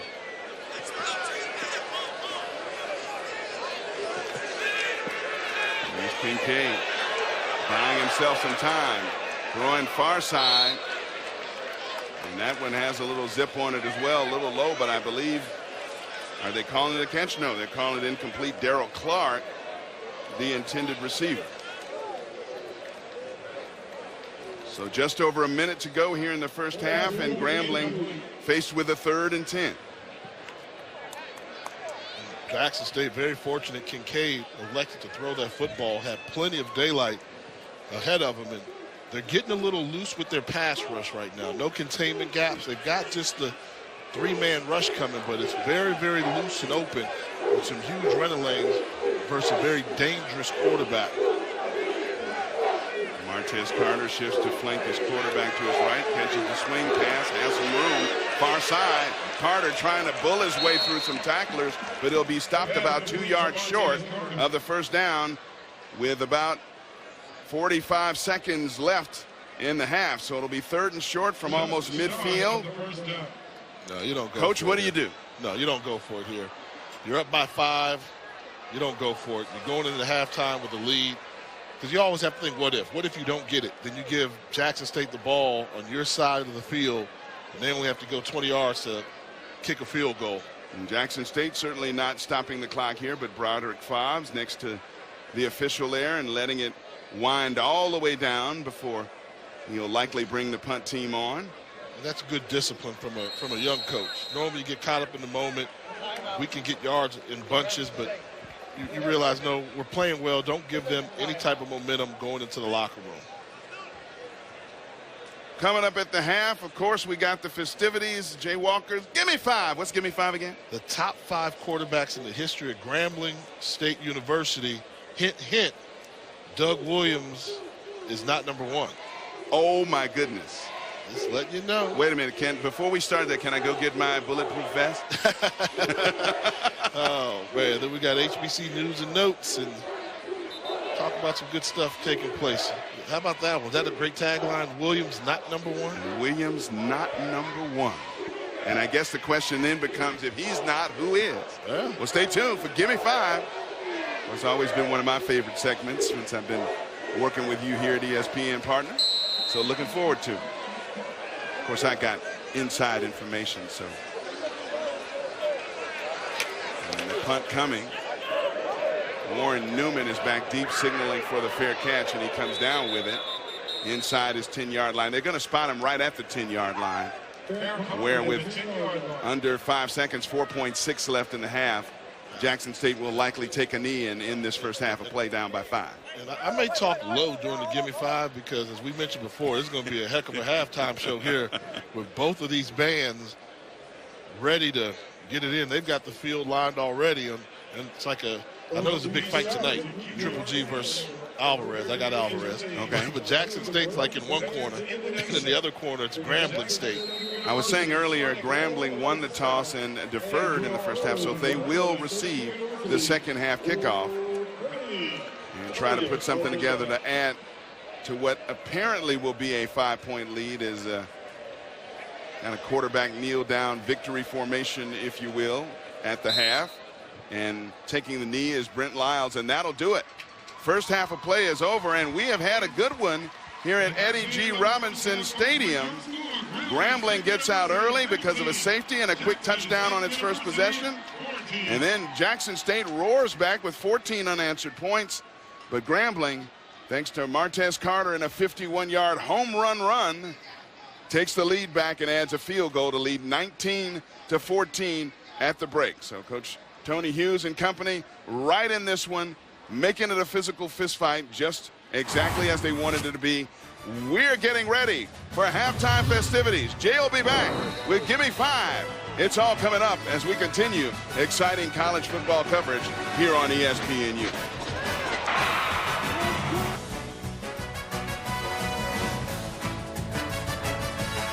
He is Eddie G. Robinson Memorial Stadium here in Grambling, Louisiana. The sonic boom of the South entertaining the crowd here. Grambling, of course, waiting in the wings. The world-famed Tiger Marching Band ready to try to answer. Did you hear the intro they said? Finally, the sonic boom has come back to Grambling, Louisiana. Yeah. Taking a little dig at Grambling there. First time they've been here in 5 years. That's right, since 2012. I tell you what, we teased it enough. Yeah. It's time. You don't have to wait anymore. It's time for Gimme 5. All righty, well, we've got to watch the release first. If we're going to talk quarterbacks, yeah, it helps to have been a former quarterback. Pretty accurate quarterback, tall, light-skinned brother. Yeah, you hung your own with Devontae after practice yesterday, too. How about this? The top 5 quarterbacks in the history of Grambling State football. History. Okay. Now, Clemente Gordon. You had to know about Clemente Gordon. Two-sport guy, played baseball, football, the late 80s, early 90s. He was a real good quarterback for them. Number 4, this guy doesn't get a lot of credit he deserves. Matthew Reed, great career here at Grambling, very talented, played in the CFL as well as the World League of American Football. They like Matthew Reed. More of an athletic guy. Yes. Okay. Number 3 is, I'm going with the round mound of touchdown, as they call it. Bruce Eugene, the new generation, 3-time finalist for the Peyton Award. That's getting it done right there. So those guys right there, every other school, they would be number 1, number 2, without question. That's a great traditional list right there. Clemente Gordon during my era, he was good, but Bruce Eugene, I think, surprised people. But who's better than Bruce Eugene? Yeah, and you left those 2 spots blank, so we know if Doug Williams isn't number 1, then he's got to be number 2. I got Doug Williams number 2. We know what he did. First African-American quarterback to win a Super Bowl, drafted in the first round out of Grambling, so he obviously got the job done here while he was here at Grambling. But he's my number 2 because number 1, I call him the godfather of all black quarterbacks. Shaq Harris happens to be my personal godfather, but you couldn't say black quarterback without saying Shaq Harris. Eddie Robinson said he's good enough to get drafted from an HBCU. He went to the NFL, was named the MVP of the Pro Bowl, mentored Doug Williams, mentored me. So Shaq, to me, is going to be number 1 like he was the first one in the NFL regular. Then we got some great names on the bubble here, too. Mike Williams, that's Doug's little brother. So Mike Williams played quarterback here as well. And then I call him the legend, Randy Hines. The legend of Randy Hines played quarterback here. Him and Scotty Anderson had a great job. It went on to play wide receiver in the NFL. That's what type of talent he had, but he can make all the throws. So that's my Gimme 5. Jay's Gimme 5. You think you're better? No. Sure, prove it to me. All right. Well, you know, the sonic boom of the South is finishing up their performance. The Tiger Marching Band get ready to come up as halftime continues. You are now looking at the world-famed Tiger Marching Band of Grambling State University entertain the home throngs here at Eddie Robinson Stadium. And I tell you, it's tough to choose between these 2. They spelled out Tigers. That's impressive. That's pretty impressive. Pretty impressive. Well, now we got your power rankings in HBCU, and then this is an interesting segment as well. So without further ado, let's just get to it. Let's get to the power rankings. Who are the best teams in HBCU football? Number 5, North Carolina Central. Some would say that's a little bit low. They represented the MEAC in the Celebration Bowl last year, fell 1 point short from a national championship. They're number 5 right now. They got to show me something because it's power rankings, not what you did, what you're doing. Howard University. Wow. Shock the world. Talking about coming from nowhere. Yeah, let's hope we can continue to have them in the power rankings. Everybody knows that's my alma mater, but fantastic job, Mike London. Not only the win versus UNLV, but going on the road and losing by 7 points to Kent State. Now, they took a tough one from Richmond today, but I think their start deserves them to be in the top 5 power rankings. Absolutely. Number 3 is Big Blue, Tennessee State University. Everybody says I don't give them no love. I feel the love. They the same week they got overshadowed by Howard, where Howard beat UNLV. Tennessee State beat Georgia State on the road. Followed that up with a nice victory over Jackson State. Jackson State's proven to be a really good football team. So Rod Reed, I hear you, buddy. Big Blues ranked number 3 right now. All right. Uh-oh. Oh. Who did I make mad? Grambling's number 2. Wait, this is my list? I got, don't tell folks here. That's a defending black college football national champion. You got number 2. Kincaid, Martez Carter, all those guys here, the star power. Had a tough one versus Tulane. They've rebounded well. They're in a tough football game right now. In terms of how you're doing right now, they're number 2 because the number 1 team is playing phenomenal football, and they're back. There go them doggone Aggies, North Carolina A&T. Rod Broadway, they lose Tariq Cohen, but a very impressive victory over Gardner Webb. I mean, demolished them, and that's a team in a non-HBCU, and they're looking good right now. They're playing University of Charlotte. I got to give it to the Aggies. Aggie pride is back. And on the bubble? Prairie View A&M, we saw them in person. They looked really good versus Sam Houston State, who was ranked number 3 in the country. And then Southern. Give credit to Southern. We knew the winner of that game between them and South Carolina State would maybe emerge into the top 5, but with Howard, Tennessee State having that success, Southern right there, don't say that around here. These folks in Grambling, they don't like Southern. They don't want Southern anywhere on the sheet, but they're there. That's my HBCU power rankings. And they are entertaining as well. The world-famed Grambling State Tiger Marching Band will be back. Remember that? ESPN College Football is presented by McDonald's. And Eddie Robinson Stadium here in Grambling, Louisiana is hopping. Grambling just about ready to start the 3rd quarter with a 19-14 lead, thanks in large part to their running back, Martez Carter, who got off to a slow start and then started to explode. Yeah, the Grambling running game was there for Kincaid early, and then Martez Carter started showing everybody what he can do. 8 rushes, 88 yards, really got it done and showed you the ability to finish off the fantastic play with the foot speed to pull away from everybody. Oh, yeah, he knocked it out of the park in the first half. One of the best celebrations in college football as well. And Brent Lyles got off to a slow start as well as quarterback, but he brought his team right back in it. Yeah, and mostly because when the team fell behind 9-0, they could have just went away, but he kept playing hard, kept his cool, and got his team right back in there with ball distribution, setting it up for what could be a very interesting second half here in Grambling, Louisiana. Malik Root ruled down without contact after taking the short kickoff. They'll spot it at the 15-yard line. So a good result for the special teams of Jackson State, pinning the Tigers of Grambling State back a little bit in their own territory. Devontae Kincaid leading his offense out. Remember, they won the opening toss and decided to defer. And on play 1 from scrimmage, we get a safety due to a bad snap. And this is Martez Carter coming off the left side. And Carter, very good yardage on first down. Give him 12 or 13 on the play and move the chains. Just does everything well. I mean, we talked to Coach about him, and he said he can be explosive, he can be a power runner, he can run with speed, he can be shifty, he's got good hands out the backfield. One of the most complete backs in all FCS football. Carter that time tried to bounce it outside, and he smacked down hard. A couple of guys in the get him at the line of scrimmage there. Jamal Hawkins, the free safety, was the first one to hit him, number 27. And then clean it up was Sean Bishop, the Will linebacker. And after the first series or so, where I thought Bishop took himself out of some plays by poor angles, he's been a factor. We've seen him around the pile making a lot of tackles. He has to keep that up here in the second half. Martez Carter limped off the field a little bit, and here's Kincaid throwing near side. That one just getting rid of it as he was in some trouble. back in his own backfield. Quentin Geis was the intended receiver, but he was more just trying to get rid of that one and survive on 3rd down and long. Grambling living very dangerously. They haven't been able to move the ball like consistently, drop back pass and complete it. It's been Kincaid making great plays and Carter making fantastic plays. We haven't seen them kind of dominate this defense. This Jackson State defense is giving them a pretty good fight here. To a man, their coaches say their front 7 is the strength of this unit. Now Kincaid threw that one a little high as on a deep post. It's incomplete. He was intending that one for Quentin Geis.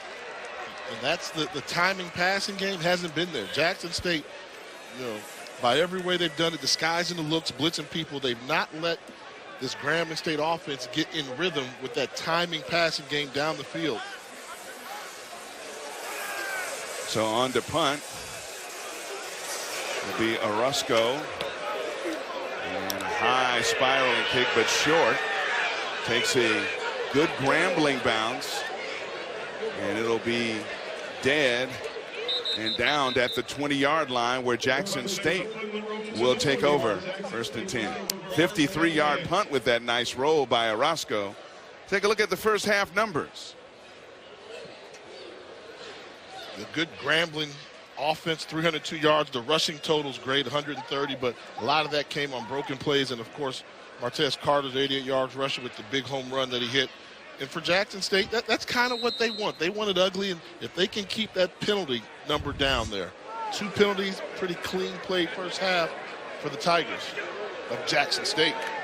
Brent Lyles on 1st down and engulfed on the run off the far side. That time is Terrell Kennedy. He's brought down by Caleb Wells.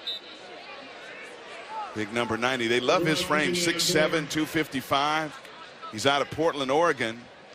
But they say he just still has so many nuances to learn about the game. As they help Malcolm Williams off the field. Williams, a middle linebacker, 5'11", 240. He's a junior out of Little Rock, Arkansas. Part of that linebacker core, Williams and Christmas, they say kind of interchangeable. They always like to have one of those guys on the field at all times fresh. He's one of those run stuffers, 2nd leading tackler on this ball club.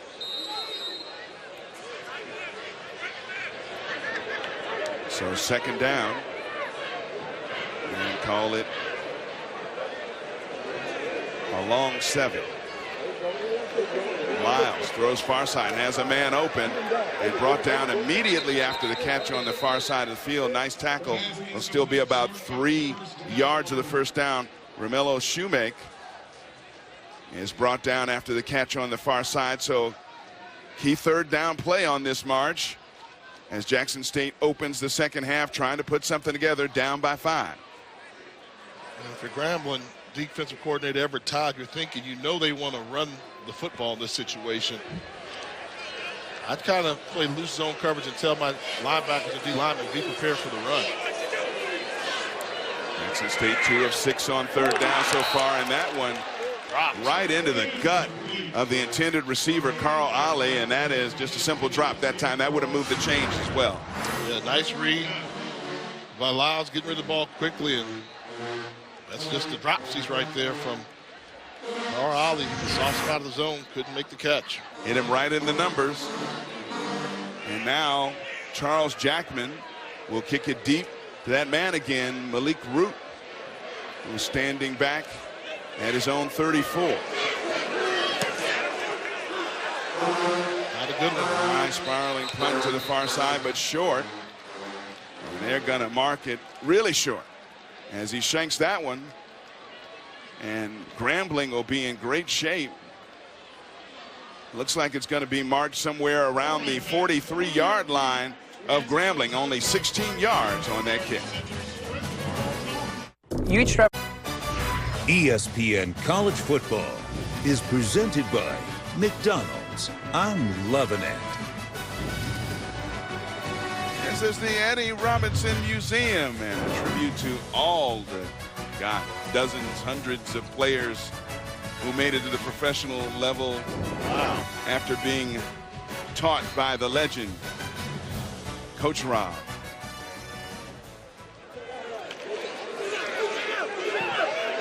Damian Brooks came in motion and took that handoff back up inside. Picked up a couple. Who do you think the Gimme 5 top all-time players for Grambling? Oh, my goodness. Where? I think you got to start with those 4 Hall of Famers. Yeah, you got to put them in right away. Oh, so man. 4 spots are filled. But good luck on number 5. Yeah. And then we were talking to some of the guys from Grambling media. They say they think that if Devontae Kincaid can have the success he had a season ago and win another championship, they think he cracks that list of top 5 all-time greats here at Grambling. Now, that's high praise. That's how much they love this young man down here in Grambling, Louisiana. Nice bubble screen. That play has worked very well for Grambling, and they go back to the well and pick up another first down on that play. And Kincaid and company being patient, trying to pick apart obviously a tough defense for Jackson State, as they have not been able to just run roughshod so far this afternoon. And off that time, a little cross flow action to Sharius Flowers in relieving Martez Carter. Was brought down by Malik Hamner after a gain of a yard. Hamner, he can be a good one. So Hamner along with Anderson, Jackson State's known for having these bookends. And they want it to be Hamner and Anderson this year. If he can step it up and get away from some of those one-on-one blocks and make an impact, this defense can become very, very good. Martez Carter back in, and Kincaid keeping it, pulling it down and getting close to the 20-yard line.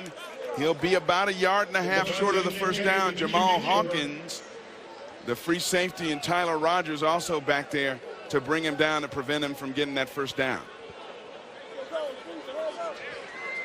Picked up 7 on that play, so it'll be 3rd and a long 2.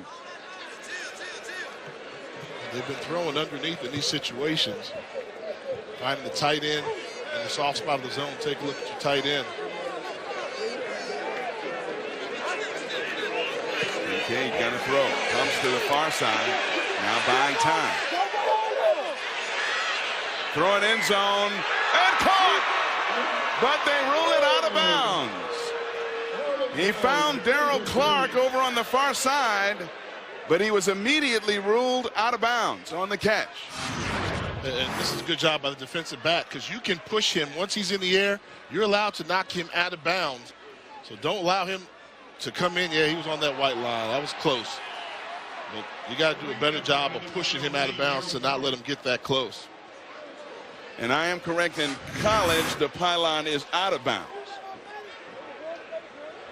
The pylon is out of bounds in college, so you saw that foot hit the pylon, and some people might think, oh, he was in bounds, he hit the pylon. Pylon is out of bounds in college, not in pro or in the NFL. Here's Orozco, 37-yard attempt this time.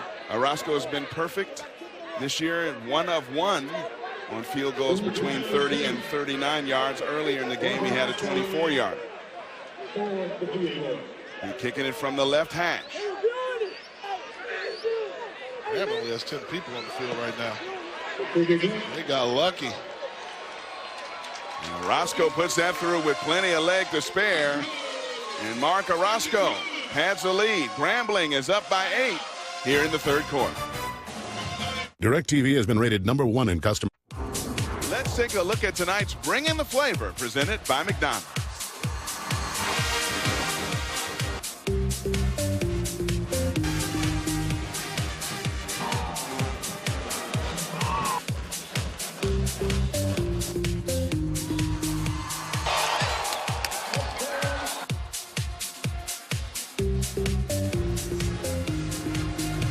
Eddie G. Robinson Stadium here in Grambling, Louisiana. The Tigers of Grambling up by 8 now. That's an Orchesis. Yes.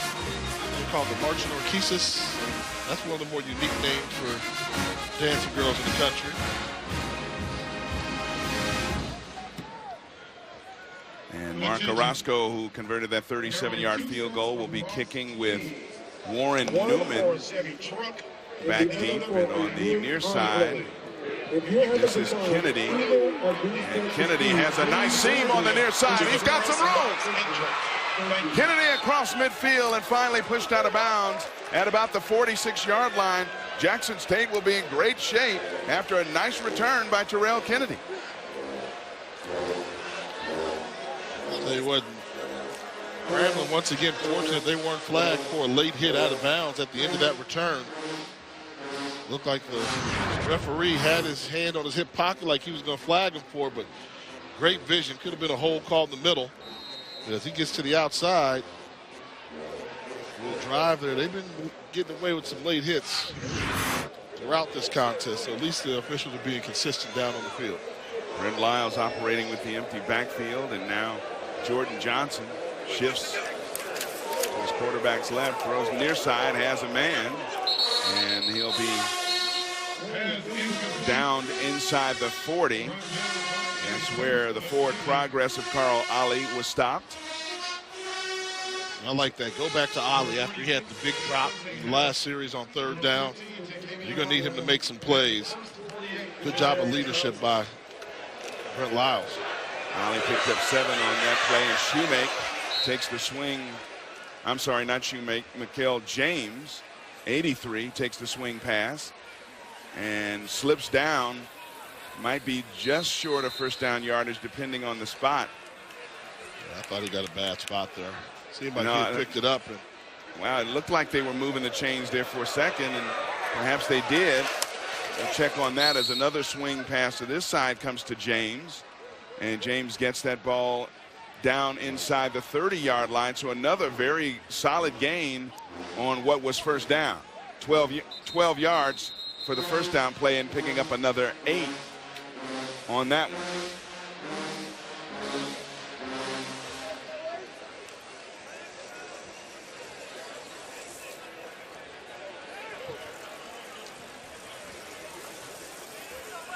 Seems to be Kendall Hill that's down. Transfer from Oregon State. And he's one of those guys they like to use. They like his versatility, the ability to come get down in the box and be a good run stopper. Now Hill helped up and walking off under his own power. Always good to see. Meanwhile, Jackson State getting down a little bit, and then they turned it into that boxing match that Coach Hughes talked about, and putting something together here on a nice methodical march downfield.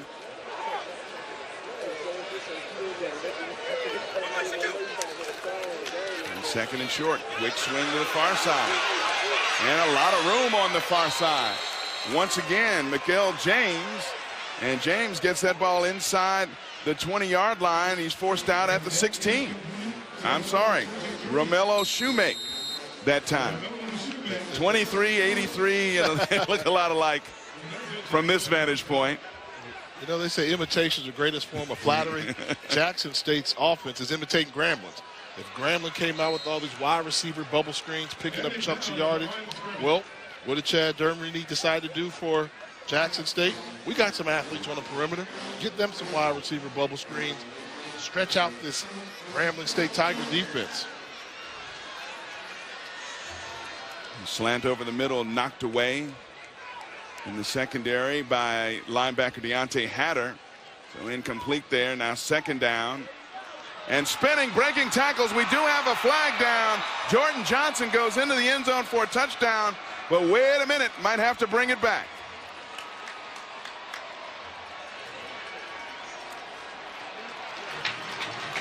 Oh, and then the great time for the officials, Mike, not to work.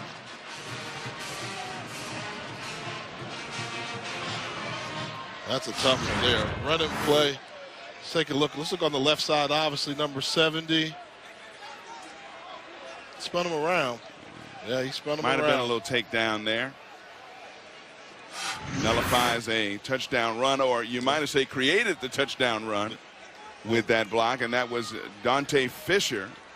And they moved him over that left tackle spot. Fisher, normally the guard, that right guard, moves over to the left side. Big penalty. And wipes out the touchdown run by Jordan Johnson, who's been solid all evening. Now that 1-2 punch at tailback. Now in some trouble. And down goes Brent Lyles. Deontay Hatter on the blitz coming from his outside linebacker spot was the first to get to him. And once again, Dante Fisher not able to get there. Fisher, 6'3", 350 pounds, number 70. They go to speed guy. He whips on it. 2 back-to-back mistakes. Dante Fisher to really put a stall on this drive. 6'3", which you see that, but you don't see 350. So that's one of the things they say, got to get in a little bit better shape, and you put a speed guy on him. It's hard to get 350 pounds, catch up to 215-pound linebacker in Hatter. 3rd down and a long way under pressure again. He gets outside of the pocket. Throwing long, has a man. And touchdown. It's a touchdown. Benji Parrish will take it. Hey, imitation is the greatest form of flattery, right? So Devontae Kincaid, you can scramble around and make plays with your feet. Well, Brent Lyles, look at this spin move outside, looks into the end zone, and delivers a strike. Jackson State comes away with an impressive touchdown. 33 yards after he buys some more time and gets rid of it. And boy, back there trying to make a play on it was Percy Cargo, but through his hands and into the hands of Benji Parrish for a 33-yard touchdown. They don't go for Jackman, 2 here. They don't go for 2 for the tie. Jackman kicks the extra point up and through. So a 1-point game for Tony Hughes as his Tigers have gotten right back in it. One more look at it. Brent Lyles doing his Devontae Kincaid maybe, getting out of some trouble, flinging it up for the touchdown. We got ourselves a ball game.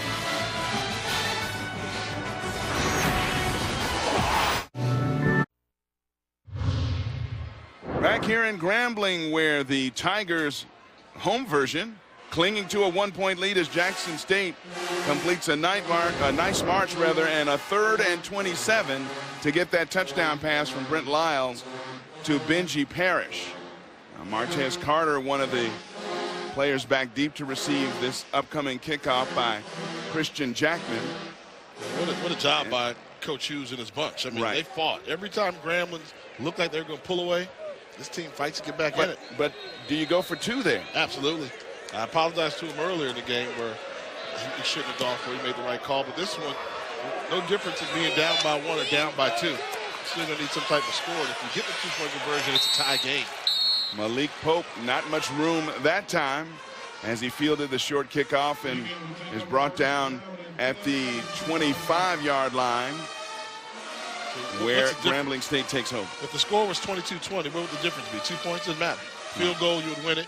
But if the score is 22-21, what's the difference right now? Right. Doesn't matter. You still got to get a field goal some type play. So you go for 2. And if it's 22-22, we're saying tie ball game, next score can win it.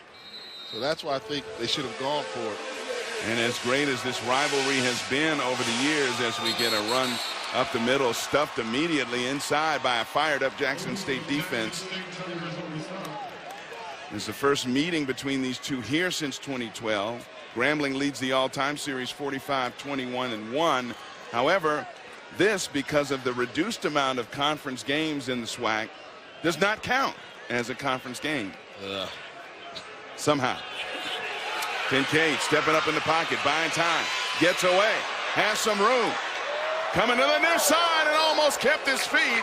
He's got first down yardage out to the 40-yard line, and he's got to be getting up around the area where he could get 100 yards rushing in this one. Yeah, I mean, so many teams see you can beat the offensive line for Grambling, but once you beat them, that's just half the battle. Catching Devontae Kincaid is a job within itself, and it picks up another first down on the ground. Kincaid fires near side, and that was a strike to his receiver, then Damian Brooks. And Brooks picks up good yardage on first down on the simple out pattern. We'll give him about 5 on that play, so it'll be 2nd and 5.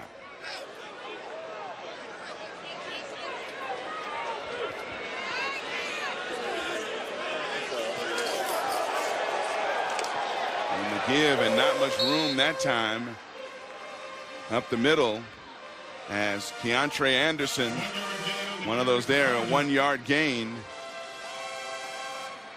for Martez Carter, who went off the right side. And this Grambling offensive line, that's still going to be the question mark. You know, can they protect Kincaid? Can they establish control of the line of scrimmage?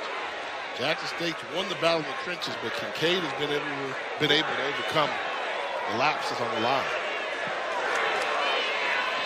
Kincaid fires far side, and that one a little bit out of the reach of his intending target, the diving Darrell Clark. So it'll be 4th down, and if Grambling should opt to punt, and it looks like they are, that's a good defensive stand for Jackson State. Yeah, you're in a football game. You know, right now, this is the chess match going on. And I'm going to say right now that momentum's kind of going Jackson State's way. They're making it physical. They're making it tough. When Grambling gets a first down, it's because of spectacular play.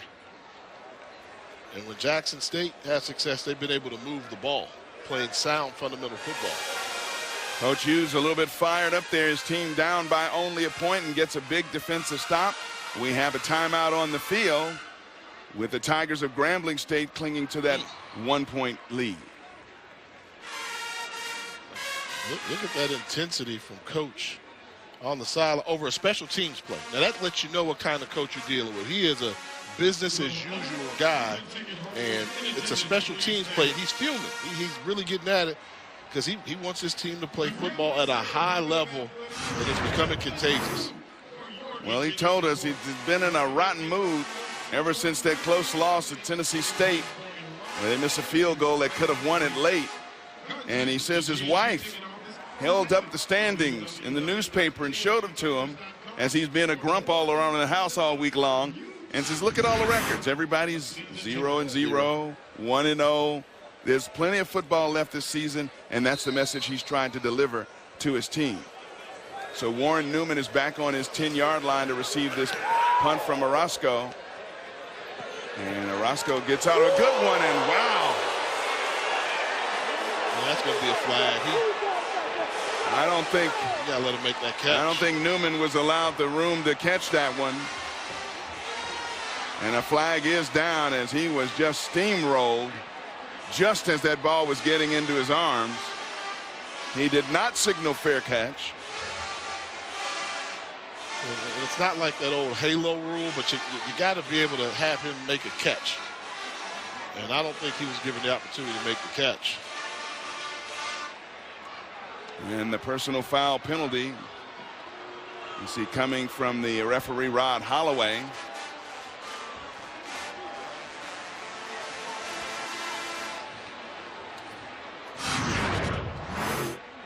Let's see. Bryce Williams, it looks like.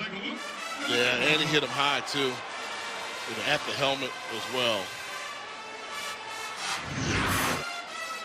What a shot delivered, and a costly shot for Grambling.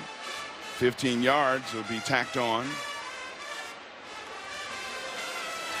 And Jackson State now a pretty decent field position at the 31-yard line. I don't like his teammates coming up giving him props on a hard hit when he cost him 15 yards of field position in a 1-point football game.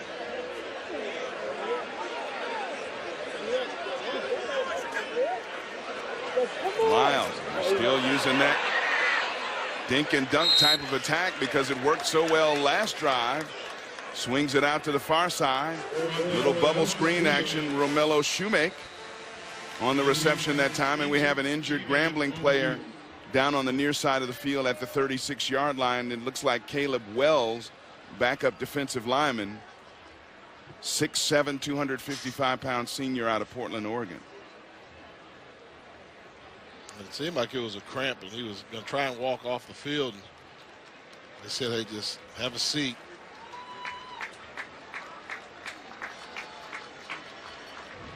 Weather is as you would expect this time of year in this region of the country, and pretty warm all day long and pretty humid as well. So yeah, they need some depth there. You know, they're playing without John Kill Skipper, who's out for this game. They're starting nose tackle. Wells going down, so they're a little thin right now this week at the defensive line. So they're going to need Wells to get some fluids in them, try and get back in this game. Another high snap, and now just throwing that one away. And now, well, they say he was in the pocket. With that one, I don't see any flags down because no receiver was anywhere close to that side of the field. Let's see, he's in between the tackle box. He's on the hash. Get outside. Lets it go. That should be ground. Now the flag we see down on the field. They catch that one late. And I'm pretty sure that'll be a grounding penalty.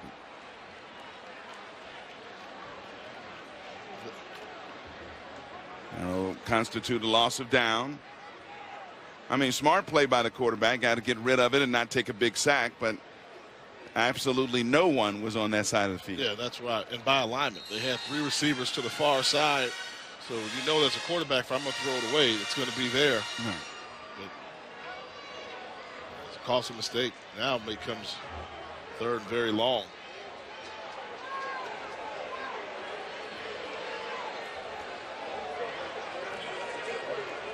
Another high snap.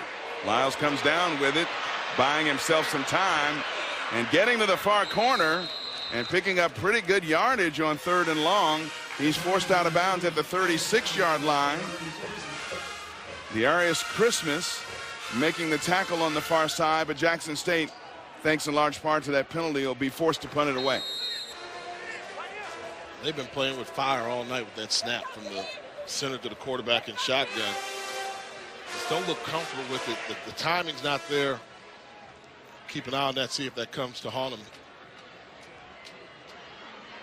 Christian Jackaman will strike this from his 25. And this a high spiraling kick. Pope going back and finally lets that one bounce. Where will they mark it?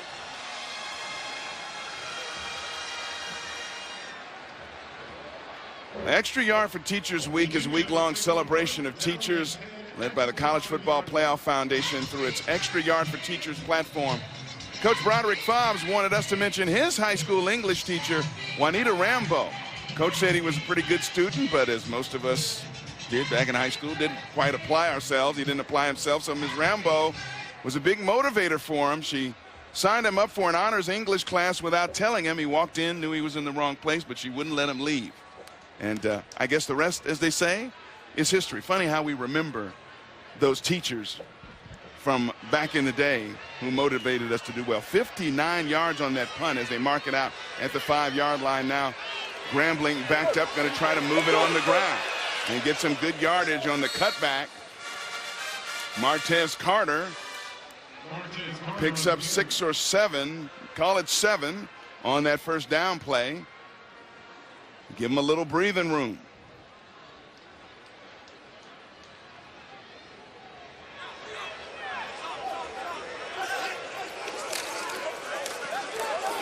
And here's the keeper by Devontae Kincaid. And Kincaid, they'll mark that one outside the 15 to the 16, so give him a first down. And Kincaid, again, an excellent evening, especially running the football for Grambling's offense. I mean, that was a nice little boring run, but picked up the first down, and that's what you call plays for. Move the chains. He made that look simple.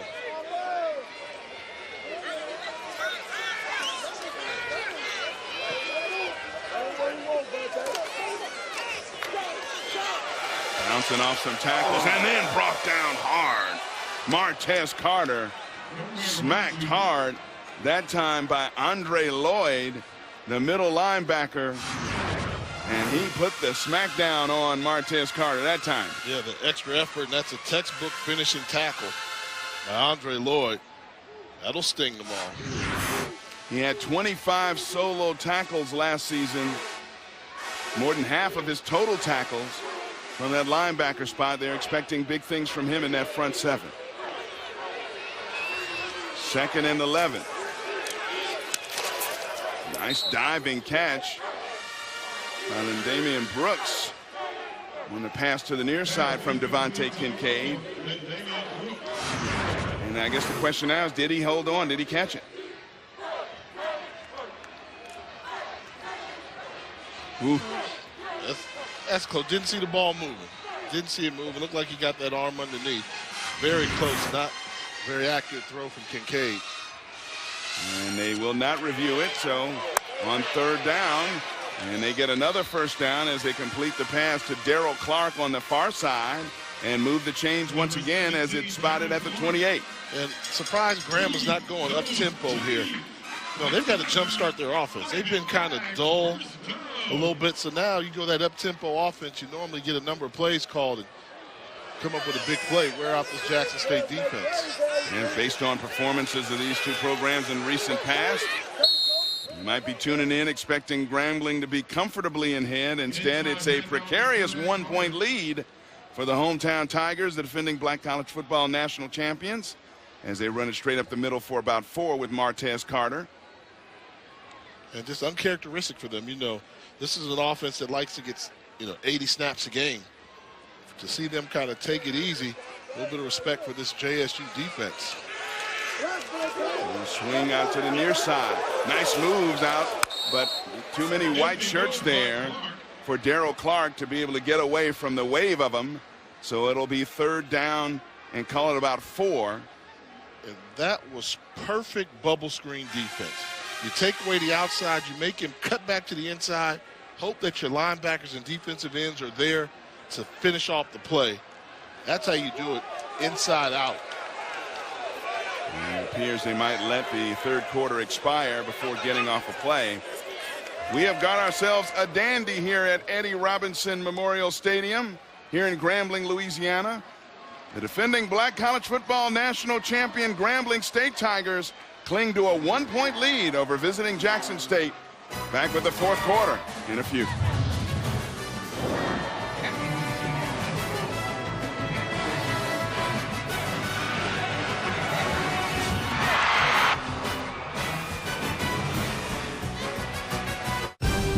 We have got a good one here at Eddie Robinson Stadium in Grambling, Louisiana. The Grambling State Tigers 1-point leaders over Jackson State 22-21 as we begin the 4th quarter of play here on ESPNU. And it's a close game. That means we've had pretty good play out of both quarterbacks tonight.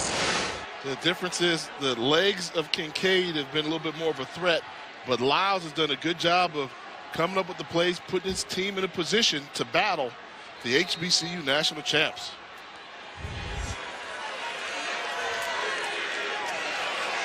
Third down, little swing to the near side, trying to get the corner and does. Close. And it depends on the spot. Where's the spot? Martez Carter used that speed, and it depends on the spot as to whether they'll move the chains. Tyler Rogers smacked him out of bounds hard, but a little bit too late to prevent the 1st down. One more look at it. Yeah, this is just speed to the outside, the collision. Yeah, they marked him at the 39. He needs to get to the 38 and a half, so good spot. What a football play.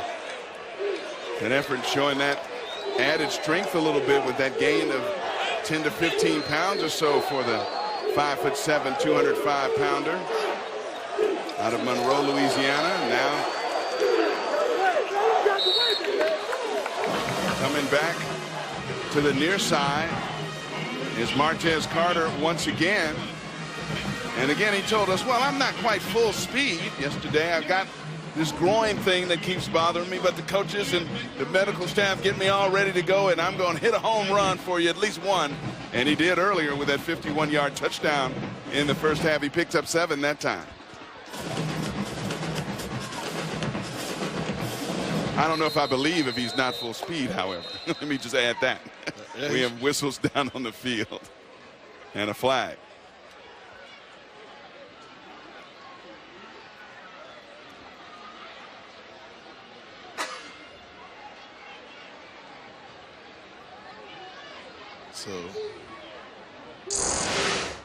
And the pre-game routine, and he says via Twitter, I listen to slow jams before a game, always have. I want to know if he listens to old school slow jams myself. Yeah, because he plays at such a high rate. Do they make slow jams anymore in 2017, like the new artists? That went off the hands of his intended receiver, Lindamian Brooks. And incomplete. Brooks was running before he caught that one. Yeah, the right place to go with the football. Hit it right between the hands. That's where Brooks has to make that catch. And now, once again, can Jackson State get off the field on 3rd down defensively? The speed has been on display for Grambling with either Carter or Kincaid. Grambling only 3 for 10 on third down. Here's an all-out blitz, and the pass complete near side, and almost getting away and having a sea of green in front of him was Devontae Davis, but he gets enough for the first down before he steps out. And that's good recognition. They're bringing the blitz. So Jackson State had in their backup safety in a dime package, number 44. Too much cushion on the outside. You have to know it's 3rd and 5. Get up on them. And Kevin Berthley, too much cushion. Easy throw from Kincaid to pick up the first down.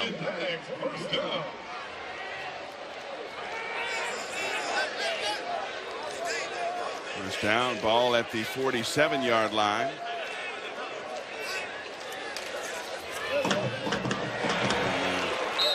Handoff, trying to get to the far side. There he is. Bishop. We said Bishop had to be active in this game. We've seen him. This is just a run blitz. You're going to see number 7 come in there, run blitz up the middle, A-gap, and able to make a play. Losing 3 yards that time was Desharius Flowers. Now 2nd and long, pump fake. Kincaid going open.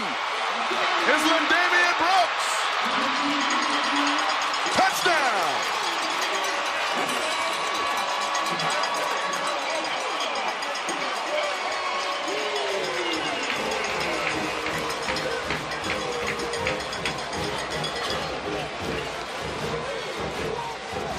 This is just a nice stutter go.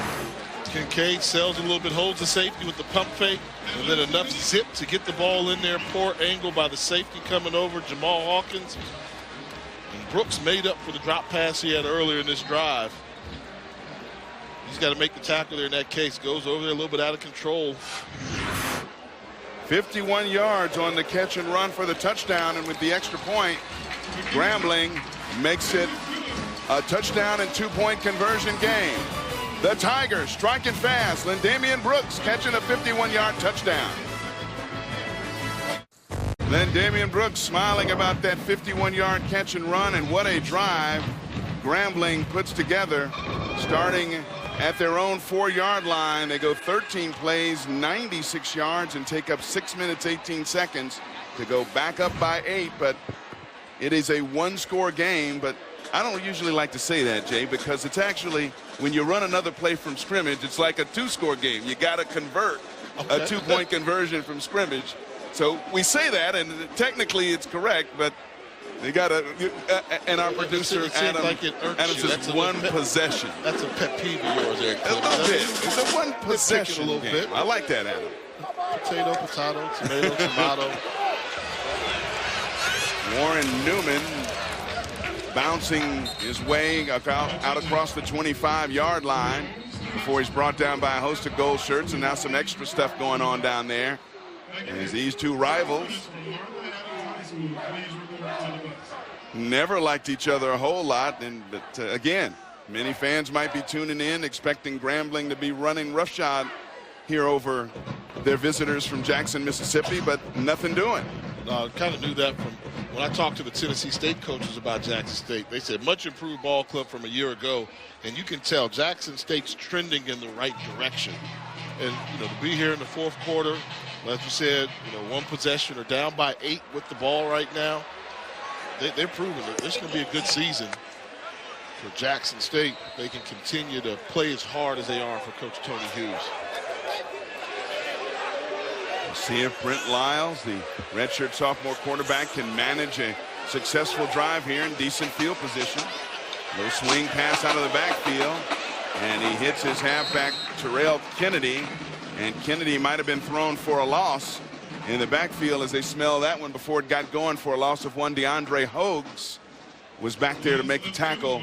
He's an outside linebacker for Grambling, 6'2", 215 sophomore out of Mobile, Alabama. What we haven't seen from Jackson State, seems like they changed their identity at halftime. They stopped pounding the football. They wanted to be physical, make this a phone booth type game. They were winning the line of scrimmage, and second half, it's kind of, they've been throwing the ball a little finesse. They fell in love with the bubble screens and stopped playing physical and winning the game in the trenches. And Brent Lyles taken off on the keeper, dives forward, and the ball will be spotted and somewhere around the 34. closer to the 33-yard line. And definitely a planned quarterback draw from Brent Lyles for 6 yards. This is a big third down here. As we go inside of the 11-minute mark, Coach Tony Hughes wanting his team to put together a nice march.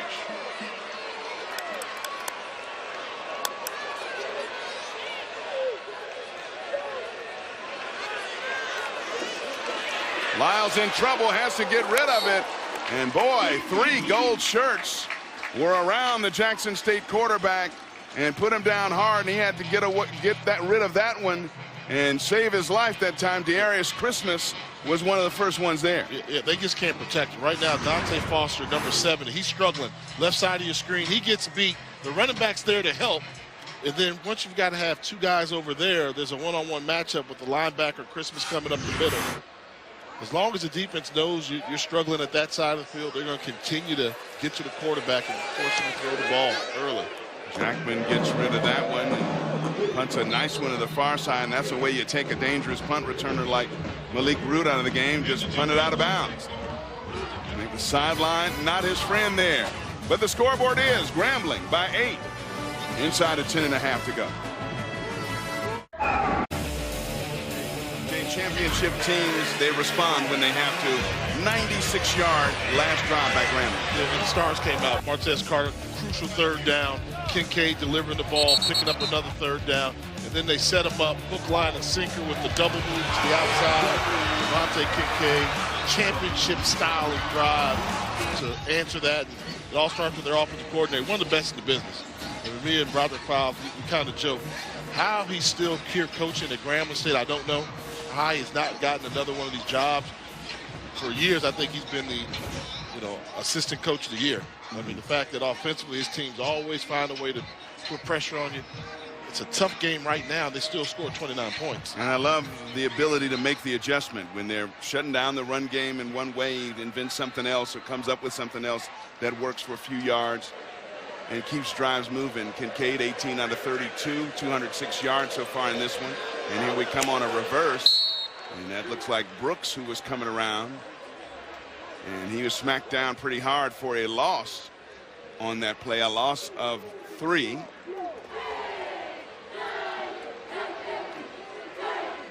I feel that right now, pivotal time in this football game for Jackson State defensively. They've got to make a play.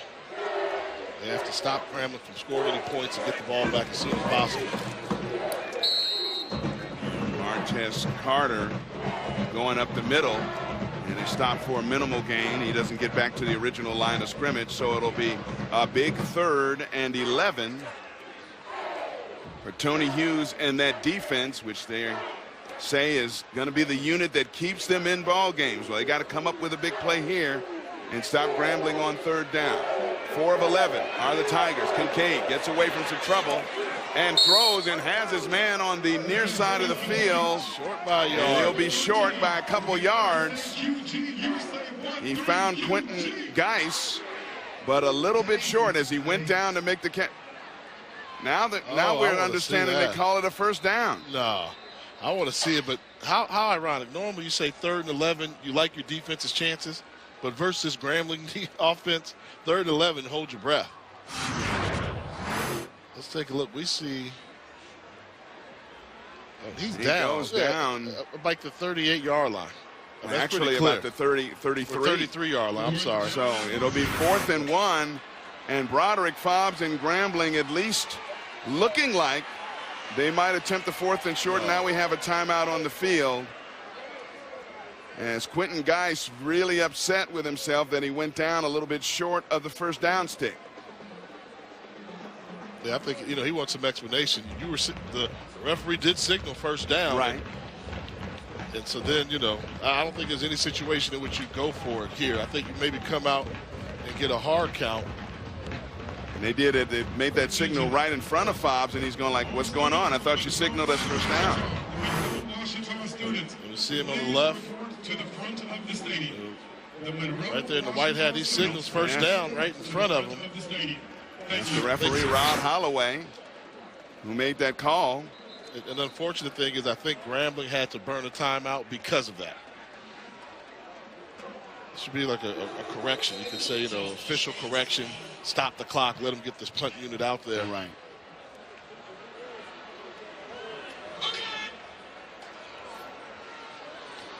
Jackson State did the job. Did the job. Forcing Grambling the punt.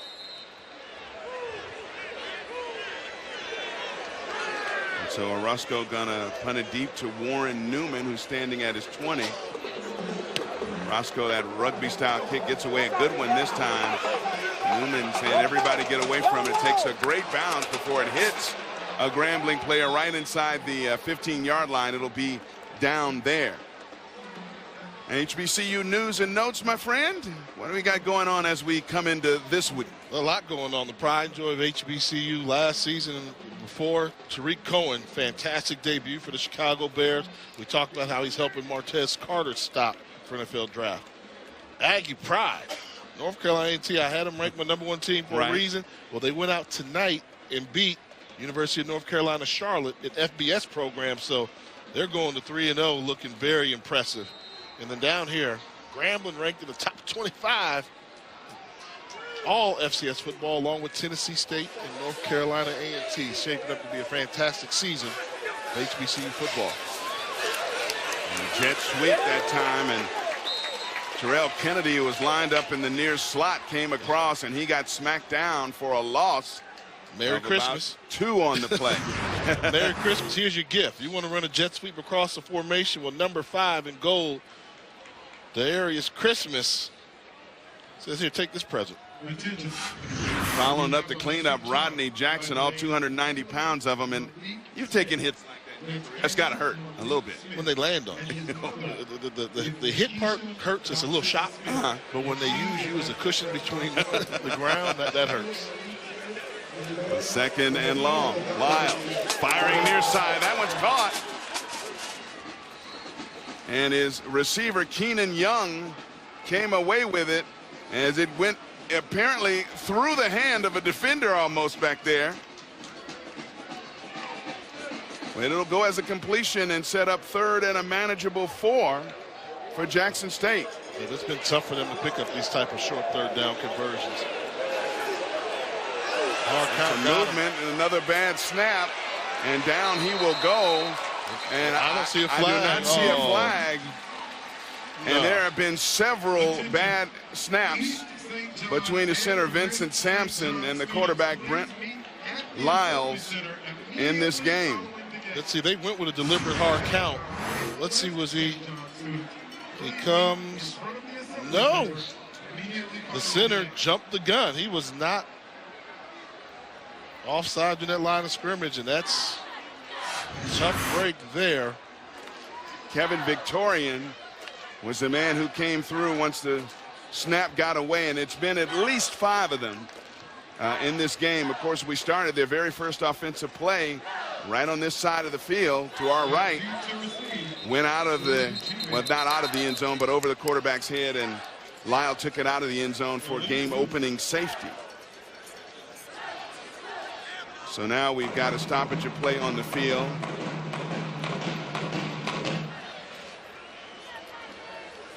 And the referee, I believe, asking for the clock to be reset. With 6:41 to go here in regulation. Grambling up by a possession. Sounds a little bit better to me than one score. Christian Jackman will strike this one from near his goal line. And Malik Root is hit hard immediately when he makes the catch on that one. But he was given room, and we got some more pushing and shoving down on the near side of the field. We have got a ball game, 8 points separating these two SWAC rivals with 6:23 to go. Well, they got back to play while we were in our commercial break, and Martez Carter gained 3 up the middle. And on second down, Carter still trying to break tackles, and does. After a short gain, he's brought down by Andre Lloyd, the Mike linebacker. And so it'll be 3rd down and about 5 for Grambling, and we have an injured Grambling player down on the field at about the 42-yard line.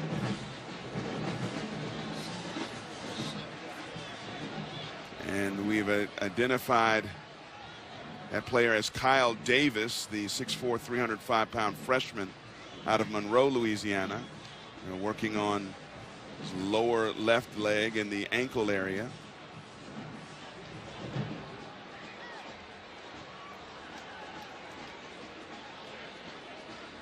And he looks to be in a bit of pain there. How about that battle between Andre Lloyd and Martez Carter? So he's blocking him right there. He's blocking number 7 in white. Just goes down to the ground at the end of the block. Might have rolled that left ankle a little bit while getting leverage for the block. And they really like this freshman out of Monroe, Louisiana, playing as a true freshman here.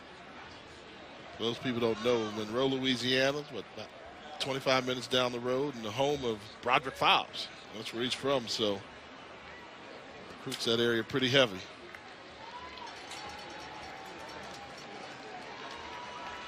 All right, Graham fam, let's give him a Kyle Davis unable to put any weight on that left lower leg area, being helped off the field. So again, a key third down with under 5.5 to play here in regulation, and Grambling leading by 8. That's been the riddle of the night. You know, Kincaid's going to do something. Will they be able to catch him? Do you bring blitz? I think you dial up another blitz.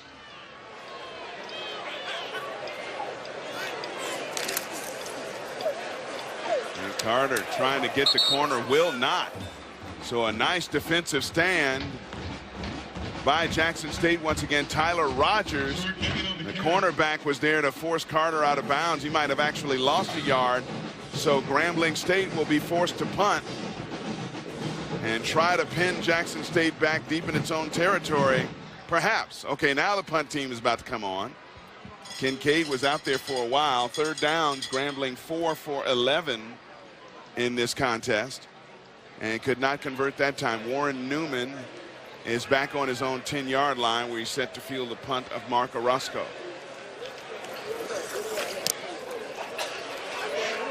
Line drive, and he calls fair catch, and he'll keep it at his 14-yard line, where Jackson State will take over.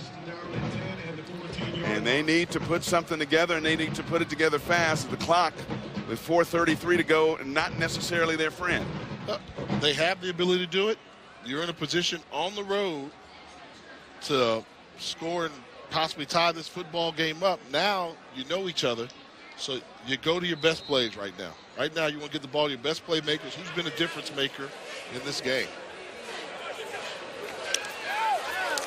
Two teams in battle, and now Lyles is in all kinds of trouble, and a sea of gold buries him back at his 8-yard line for the sack. Allen Clark, one of the first G-men to get there. How many times have we said it's just not comfortable back there for him in shotgun? I don't know if the velocity from the center is off, but as a quarterback, you determine that. Take a little something off. If you're lobbing it too much hang time. This just hasn't been comfortable all night. We said it was going to show up in the second half. It just did. And you mentioned it earlier. They kind of went away from the physical power run game, especially with Jordan Johnson, who was getting good yards between the tackle. And they've gone to the kind of finesse passing game. And now we get a drop right over the middle, in and out of the hands of the intended receiver. Did he try and double clutch it? Back is turned. I keep thinking they're trying to do a pitch back to somebody like a hook and ladders play, and I think that's the second time they've tried it.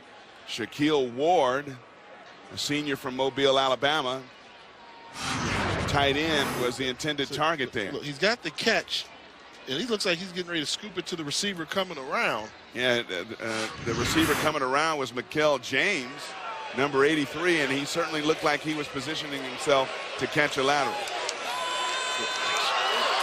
And maybe that's a loose football. Still around there, and Grambling has it in the end zone. Touchdown, Grambling Tigers. If the ruling stands.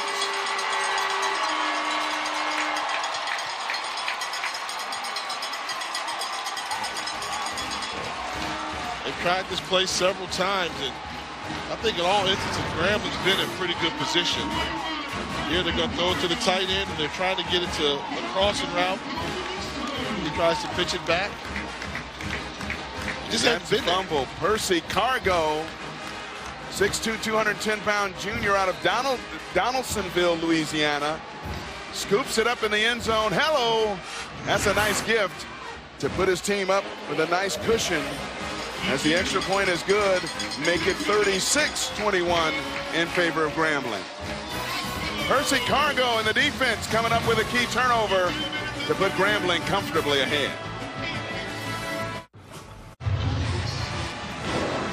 Back in Grambling, Louisiana, after the turnover and touchdown, Grambling extends that lead to 15, and Coach Tony Hughes of Jackson State called his whole team over. And again, we talked about this week.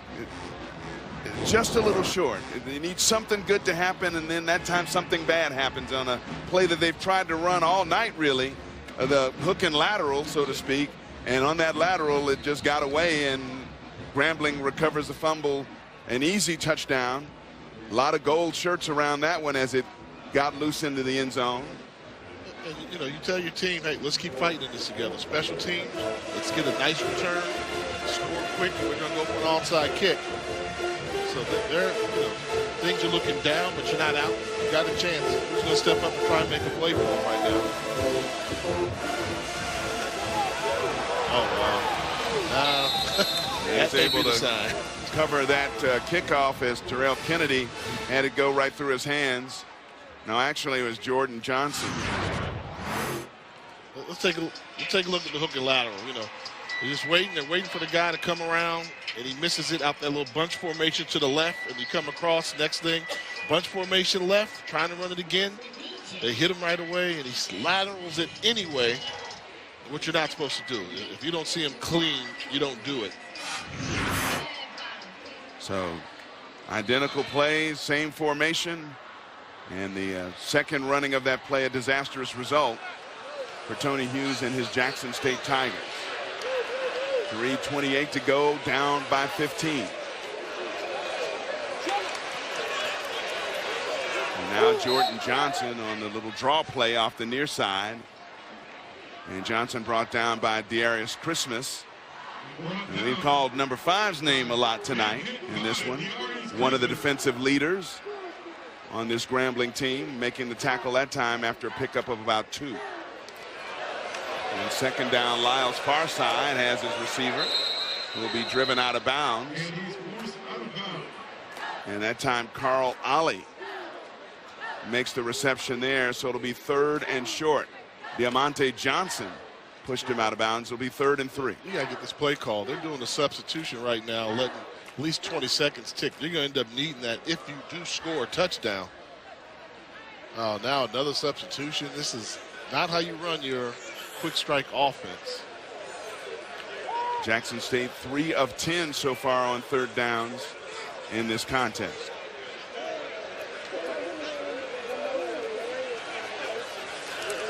And Lyles looking, had to throw that one before he wanted to because he was under some heavy pressure in the backfield. He was looking for Carl Ollie on the far side, so that'll set up 4th down.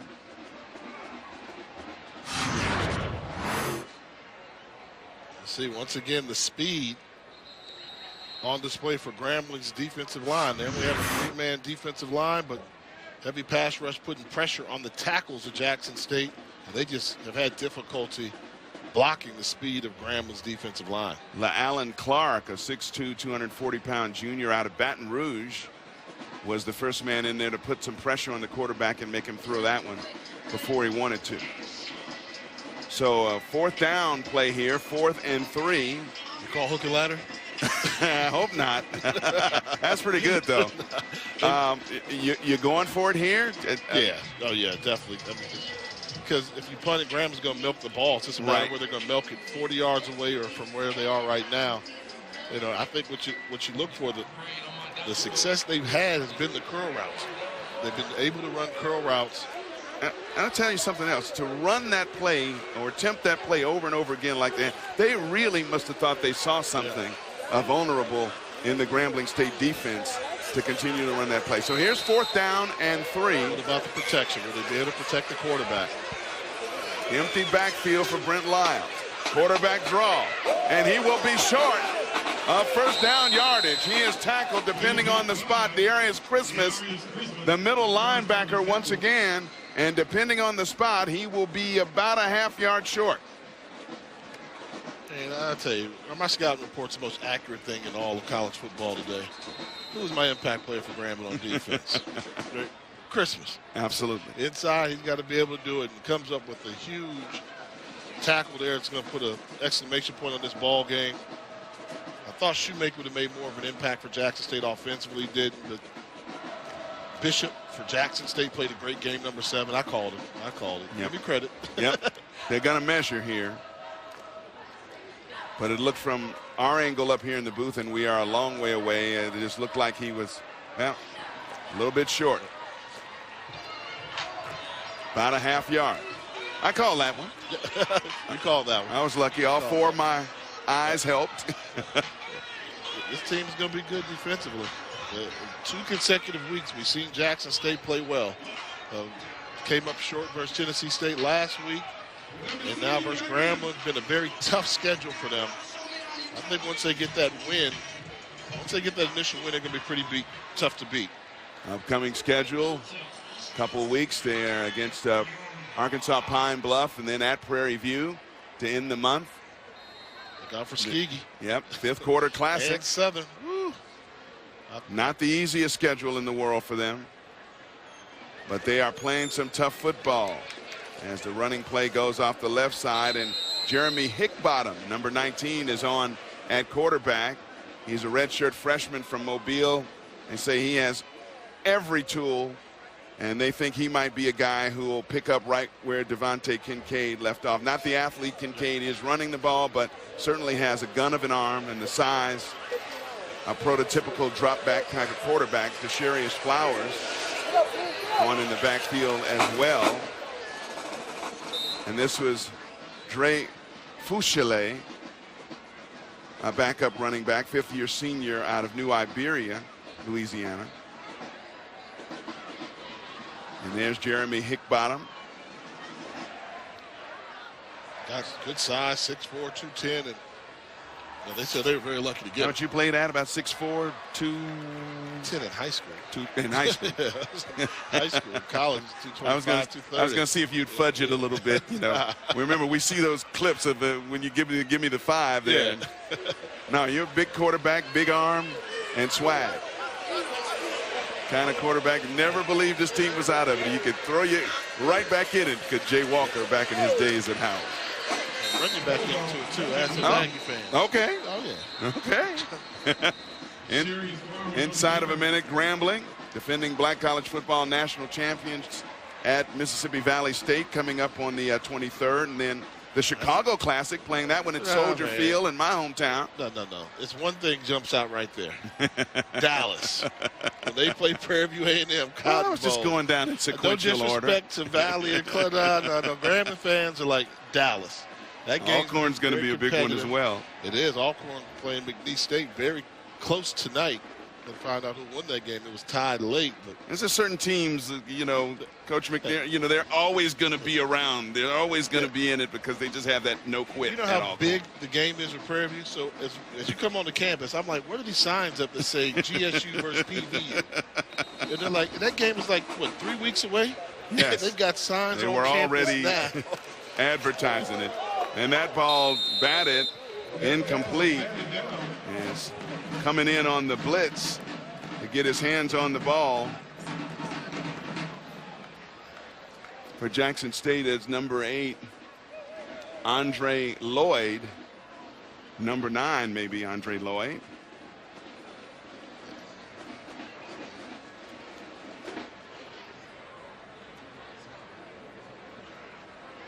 Grambling, defending Black College Football national champions, lost a lot of excellent athletes on both sides of the football, but waiting for others to mature and pick up the slack a little bit, and they showed the stuff that champions are made of. When they had to respond, they did with that big 96-yard drive to open up a little bit of a cushion. Throwing deep down the middle and complete. Lyles hits Shoemake for a big gain up across midfield to the 44-yard line. 28 yards give him on that play. As they stop the clock to move the chains, and now we're inside of a half minute. Another bobble shotgun snap. They have to fix that. And for some reason, the receiver didn't get out of bounds immediately, but finally he's driven out there. Another first down catch by Carl Ali for 23 yards. So 2 big plays moves Jackson State right down the field, so no quit. And these Tigers of Coach Tony Hughes, they are fighting till the last second here. And a good birthday gift for Devontae Kincaid. Big blitz on. Little swing to the near side, and Johnson breaking tackles, still on his feet. And Johnson will be brought down right about the original line of scrimmage, Jordan Johnson. Devontae Kincaid celebrating a birthday tonight. And the Grambling State Tigers will win in the first matchup between these two here at Eddie Robinson Stadium since 2012. Grambling wins it 36-21 as both coaches greet each other and shake hands. For Tony Hughes, another bitter defeat, a game that I know he'll say afterward his team had a chance to do something special and pull an upset. They're close, they're playing well. You know, the key is they want to do well in the Eastern Division of the SWAC, so Grambling's over in the West, so they got to win the winnable games they can in the East and hopefully get a rematch versus Grambling in the SWAC championship down the road. Well, the star power was enough for Grambling, and a couple of key turnovers helped the Grambling State Tigers win this one 36-21 here at Eddie G. Robinson Memorial Stadium in Grambling, Louisiana. For all of us here at ESPN, Jay Walker and the like, I am Eric Clemens saying thanks for being with us. So long, everyone. We will see you next time here on ESPN College Football.